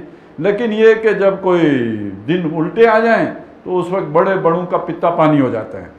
وَلَوْ شَاءَ اللَّهُ، اور اگر اللہ تعالیٰ چاہے، لَذَهَبَ بِسَمْعِهِمْ، اللہ تعالیٰ ان کی سماعت بھی سلب کر لے، وَأَبْصَارِهِمْ، اور آنکھیں بھی۔ اب یہ تقابل پھر آ گیا۔ وہ جو کافر تھے مکے میں، ان کی تو اللہ تعالیٰ نے آنکھیں بھی ان پر پردے کر دیے، دلوں پر مہر کر دی۔ ان کو اللہ نے ابھی موقع دیا ہوا ہے، ان کو سلب نہیں کیا، ان کے مہر نہیں کیا ان پر، بلکہ یہ اگر اللہ چاہے تو ان پر بھی مہر کر دے، ان کی آنکھیں بھی سلب کر لے، ان کی سماعت بھی ختم کر دے۔ ان اللہ علی کل شیء قدیر، بے شک اللہ تعالیٰ ہر کام پر قادر ہے، وہ سب کر سکتا ہے۔ یا ایھا الناس اعبدوا ربکم الذی خلقکم والذین من قبلکم لعلکم تتقون۔ اب یہ دیکھیے، یہ جو دو رکوع میں تین قسم کے گروہوں کا ذکر آیا ہے، تو ایک پہلے رکوع میں تو وہ دو گروہ ہیں جو مکے میں برسر پیکار تھے، اور مدینے میں آنے کے بعد ان میں ایک وہ اور مخلصین شامل ہو گئے جنہیں ہم انصار مدینہ کہتے ہیں۔ لیکن ساتھ ہی ایک تیسرے گروہ کا اضافہ ہو گیا کہ جو ابھی نہ پوری طرح ادھر ہے نہ پوری طرح ادھر ہے، متحارب گروہوں میں درمیان میں، مذبذبین بین ذالک ہے، اور یہ زیر اثر ہے یہودی علماء کے، اور ان کی جو باتیں ہیں ان کے پیچھے چلنے کے لیے، اور ان کے اجماعی عقائد جو ہیں ان کو لے کے چلنے کے لیے تیار ہے۔ یہ کہانی یہ اس وقت کی جو مدینہ کی صورتحال ہے، اس کے مختلف گروہوں کا ذکر کرنے کے بعد، نسلی گروہ نہیں کہ یہ اوس ہیں، یہ خزرج ہیں، یہ جو ہے وہ مکے سے آئے ہوئے ہیں، یہ مدینے سے آئے ہوئے ہیں، اور یہ جو ہے بنو قینقاع ہیں، اور یہ بنو نذیر ہیں، اور یہ بنو قریظہ ہیں، نہیں، وہ نہیں، بلکہ جو نظریاتی گروہ ہیں، یکسو کفر کی طرف، یکسو اسلام کی طرف، اور مذبذب نہ پوری طرح کفر کی طرف نہ پوری طرح اسلام کی طرف۔ اس کے بعد اس قرآن کی جو اصل دعوت ہے، جو قرآن نے مکے میں پیش کی ہے، اس کا ایک خلاصہ اس تیسرے رکوع میں آیا۔ یا ایھا الناس، اے لوگو۔ یہ ایک فرق ہے، باقی رسولوں نے ساری اپنی اپنی قوم کو خطاب کیا، محمد رسول اللہ نے تمام انسانیت کو خطاب کیا۔ یا ایھا الناس، اے لوگو، اعبدوا ربکم، اپنے اس رب کی بندگی کرو۔ وہی جو سورہ فاتحہ میں ایک سلیم العقل انسان مانگتا ہے، وہ خود دعویٰ کرتا ہے ایاک نعبد، میں تیری ہی عبادت کروں گا، لیکن وہ شخص کے جس کی عقل کے اوپر پردہ پڑ گیا، پردہ کس شے کا پڑتا ہے؟ عقل پر، جو سلیم عقل ہے اس پر پردہ کس شے کا آتا ہے؟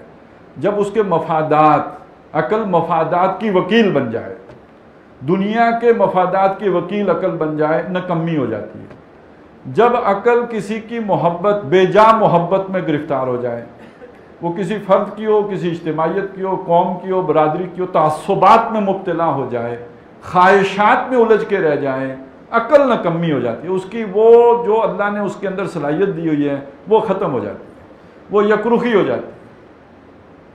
تو اب ایسے لوگ بکثرت ہوتے ہیں، خواہشات کے پیروکار، اپنے تعصبات میں گرفتار اور اپنے مفادات کے پرستار، یہ اکثر ہوتے ہیں۔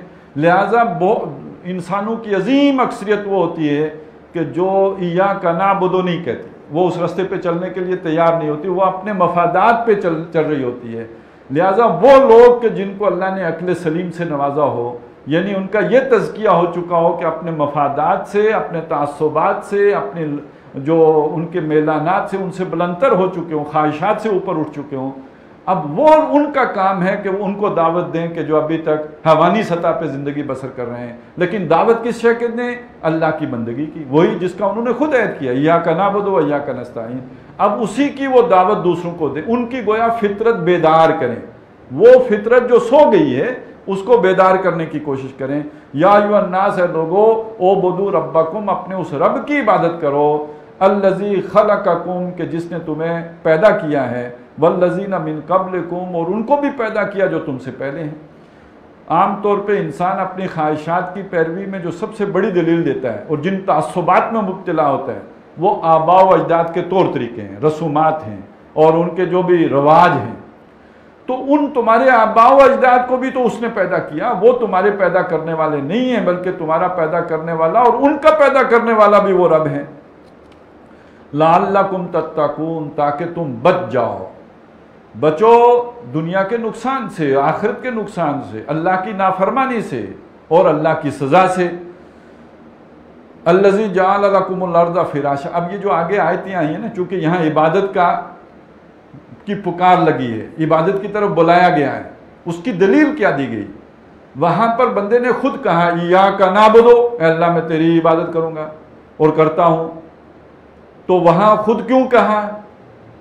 وہ اس لیے کہا کہ الرحمن ہے، الرحیم ہے، رب العالمین ہے، مالک یوم الدین ہے، اس لیے اللہ میں تیری عبادت کرتا ہوں۔ یہاں جب اس کو دعوت دی کہ تم عبادت کرو تو کیوں کرو؟ اس لیے کہ یہ وہ رب ہے جس نے تمہیں پیدا کیا ہے، رب العالمین کی جگہ اب تمہارا رب آ گیا۔ اور اگلی بات وہی آ گئی، الذی جعل لکم الارض فراشا، اس کی نعمتیں دیکھو، اس زمین کو اس نے تمہارے لیے بچھا دیا، فرش بنا دیا، اس پہ تم چلتے پھرتے ہو۔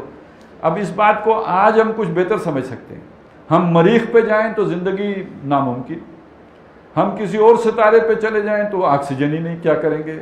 تو یہ زمین کو تمہارے زندہ رہنے کی جگہ بنا دیا، فرش بنا دیا، یہاں پہ تم گھومو پھرو۔ والسماء بناء، آسمان کو چھت بنا دیا، وانزل من السماء ماء، اور بلندی سے اس نے اتارا پانی، فاخرج به من الثمرات رزقا لکم، تو اس نے نکالا اس پانی کے ذریعے سے تمہارے لیے ہر طرح کا رزق، پھلوں میں سے، میووں میں سے، وہ اس نے تمہیں رزق عطا کیا، یعنی یہ اس کے انعامات ہیں، یہ اس کی نعمتیں، بن مانگے اس نے تمہارے لیے یہ سب کچھ کیا ہے۔ تو اب تمہاری فطرت کی پکار یہ ہونی چاہیے، اگر وہ مسخ نہیں ہوگی، کہ تم اس کا شکر مانو، یعنی اس کی بندگی بجا لاؤ، تم اس کے احسانات مانو، یعنی اس کی عبادت کرو، اس کی بندگی کرو، اس کی فرما برداری کرو، اس کے تابعدار بنو۔ فَلَا تَجْعَلُوا لِلَّهِ اندادا، تو اللہ کے ند نہ بناؤ، یعنی مد مقابل، ند مد مقابل، جس کا مطلب کیا ہے؟ جب اللہ کی جگہ ہم کسی قوم کو رکھ کر اس کی محبت میں گرفتار ہو جاتے ہیں، محبت سب سے زیادہ کس کی ہونی چاہیے؟ اللہ کی۔ کیوں؟ اس کے احسانات ہیں۔ ہم اپنے رشتہ داروں سے کیوں محبت کرتے ہیں؟ ہم سمجھتے یہ ہیں کہ ان کے ہمارے اوپر احسانات ہیں۔ ہم اپنی قوم کی محبت میں کیوں گرفتار ہوتے ہیں؟ ہم سمجھتے ہیں کہ اس قوم کے ہمارے اوپر بڑے احسانات ہیں۔ غیر شعوری طور پر ایک احساس ہوتا ہے کہ قوم نے ہمارے اوپر بڑا احسان کیا، اس کی محبت میں گرفتار ہو جاتے ہیں۔ وطن کی محبت، تو ان تازہ خداؤں میں بڑا سب سے وطن ہے، جو پیرہن اس کا ہے وہ مذہب کا کفن ہے۔ کیوں؟ جب محبوب کے درجے میں اللہ کے مقابل آ کے کوئی بھی شے بیٹھ جائے تو وہ در حقیقت اللہ کا ند بن گیا، مد مقابل بن گیا، اور یہ مذہب کا کفن بن گیا۔ تو محبوب بھی اللہ، لا محبوب الا اللہ، اللہ کے سوا کوئی محبوب نہیں، محبوب بندہ مومن کا محبوب تو اللہ ہے۔ والذین آمنوا اشد حبا للہ، تو اے لوگو اللہ کے مقابل اور لوگوں کو ضد اور اس کی ند نہ بناؤ، مقابل نہ لاؤ۔ وانتم تعلمون، تم جانتے ہو، تم پر اصل احسان، تم پر اصل جو ہے انعام وہ تو اللہ کی طرف سے ہو رہا ہے سارا۔ وَإِن كُنتُمْ فِي رَيْبٍ مِّمَّا نَزَّلْنَا عَلَىٰ عَبْدِنَا، اور اگر تمہیں کوئی ریب ہے، تمہیں کوئی شک ہے، دیکھیے وہ جو متقین تھے ان کا معاملہ کیا ہے، انہیں تو کوئی شک نہیں، وہ یکسو ہیں۔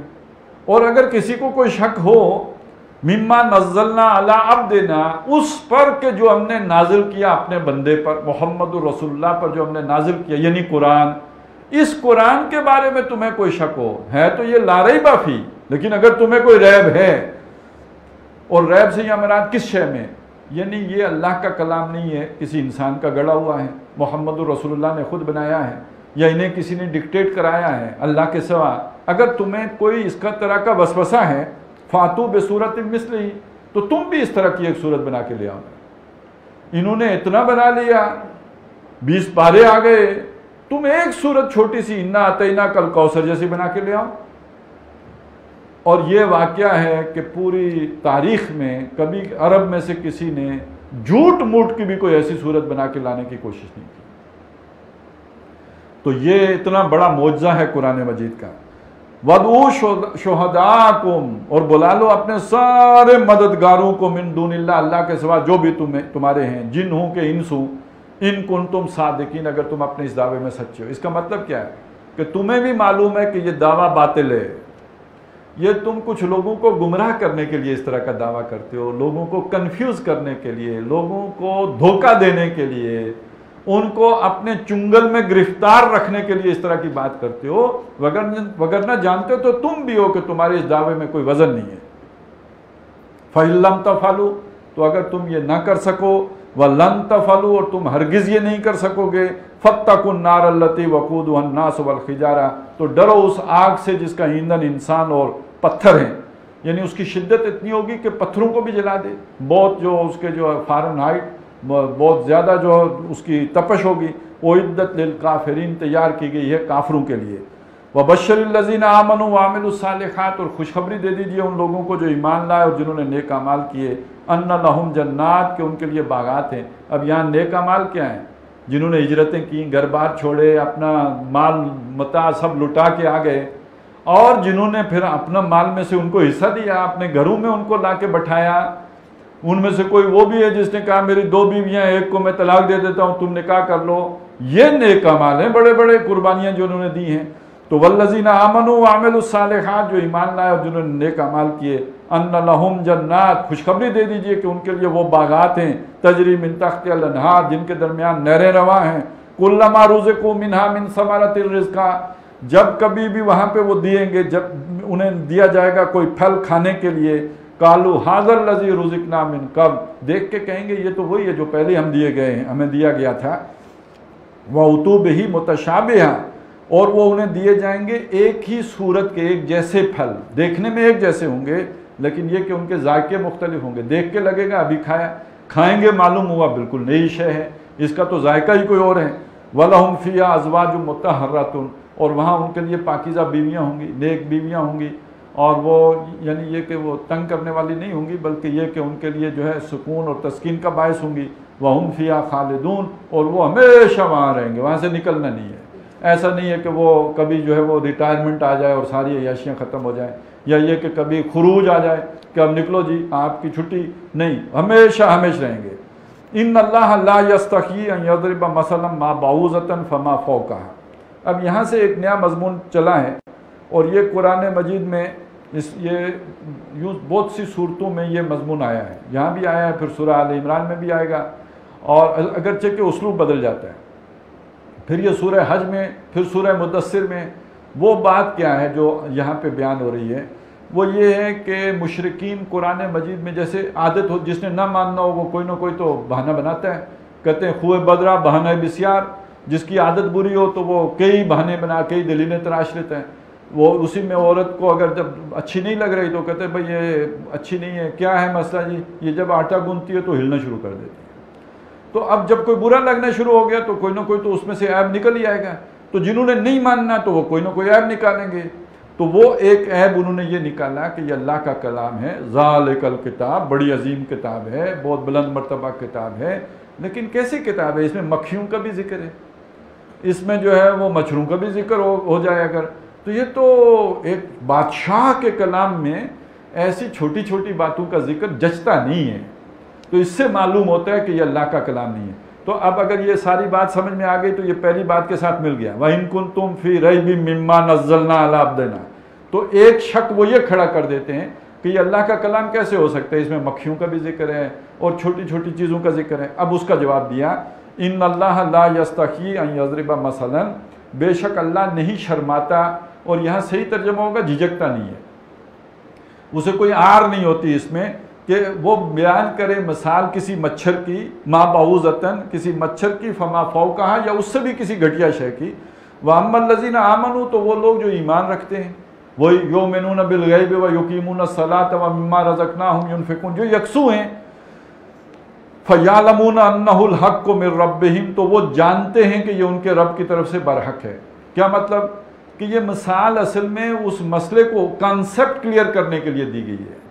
اس سے کوئی شے بڑھیا نہیں ہو گئی، مچھر کی مثال دینے سے مچھر بڑا نہیں ہو گیا، اور مکھی کی مثال دینے سے مکھی بڑھیا نہیں ہو گئی، بلکہ اصل میں جو سمجھانا مقصود تھا، تو جو شے سمجھائی جا رہی ہے انسانی عقل کے مطابق جس حوالے سے اسے سمجھایا جا سکتا ہے وہی مثال دینی ہے. تو اگر مکھی سے وہ بات سمجھ میں آتی ہے تو وہی مثال دی جائے گی. وَأَمَّا الَّذِينَ كَفَرُوا، اور وہ لوگ کہ جو کافر ہیں، جنہوں نے نہیں مانا.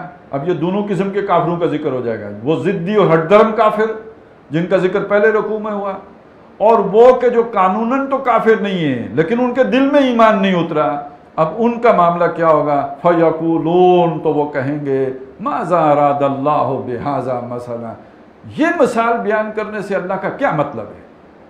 یہ تو جچتی نہیں ہے، اللہ کو تو ایسی بات کہنی ہی نہیں چاہیے تھی.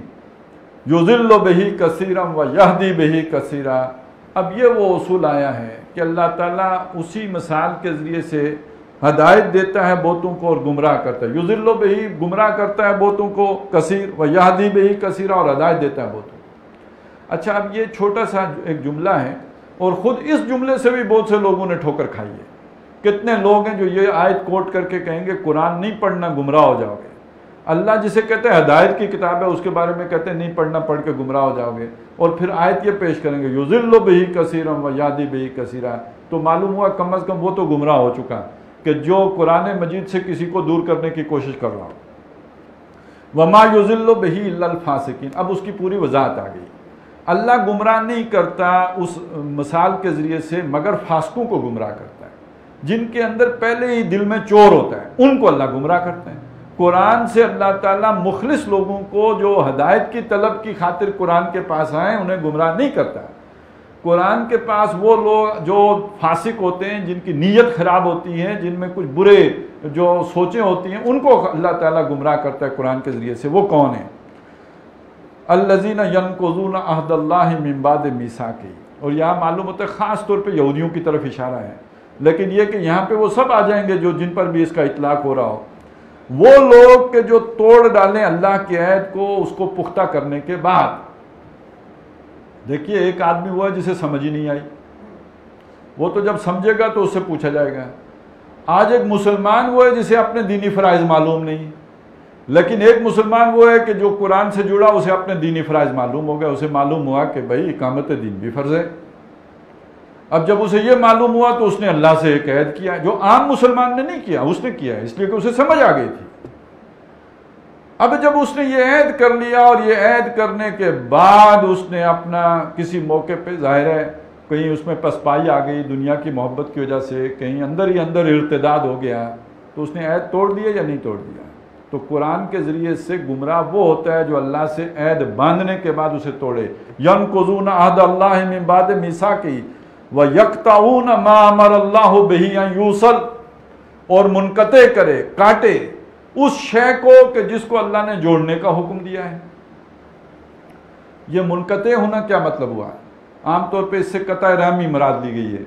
رحمی رشتے ہیں، ماں باپ، ماں ہیں، پھر نانی ہے، دادی ہے، اس سے چلتے چلتے یہ جو رحمی رشتے ان کو جو قطع کرے، اس کے لیے حدیث میں بڑی وعیدیں آئی ہیں. یہ بات ٹھیک ہے اپنی جگہ پہ، لیکن قرآن مجید جو بات بیان کر رہا ہے یہاں پہ وہ صرف رحمی رشتے نہیں ہیں، بات اس سے آگے کی ہے.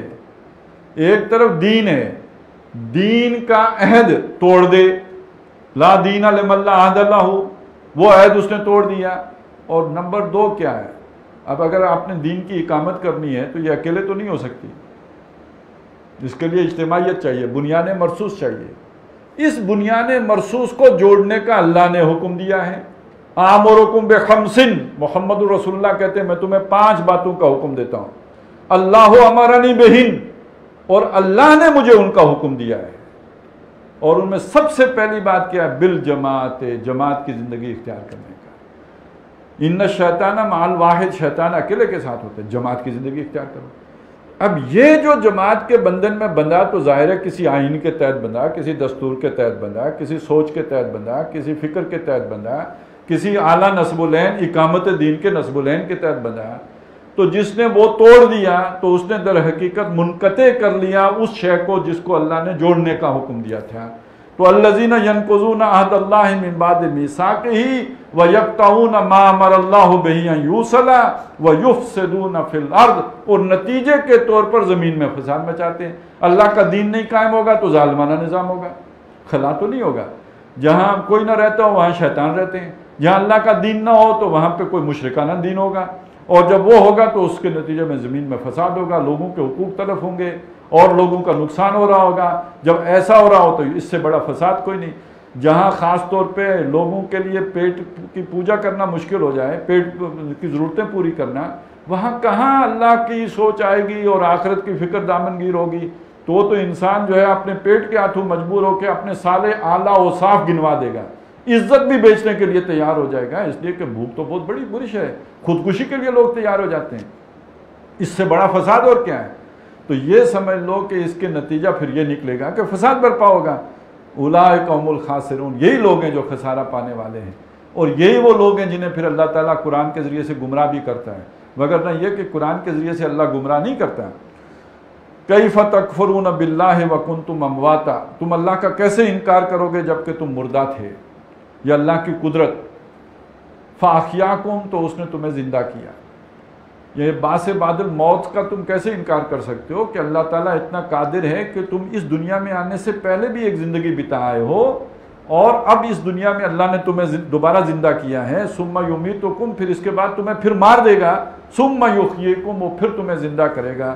ثم الیہ ترجعون، پھر اسی کی جناب میں تم لوٹائے جاؤ گے، یعنی وہ اگلی زندگی حشر کے میدان والی. هو الذی خلق لکم ما فی الارض جمیعا، وہی اللہ جس نے تمہارے لیے جو کچھ بھی زمین میں ہے تمہارے لیے پیدا کیا. اب اس کی نعمتیں، وَإِن تَعُدُّوا نِعْمَتَ اللَّهِ لَا تُحْصُوهَا، اب اس کا ایک مثال یہ آئی کہ زمین میں جو ہے وہ اللہ نے تمہارے لیے پیدا کیا.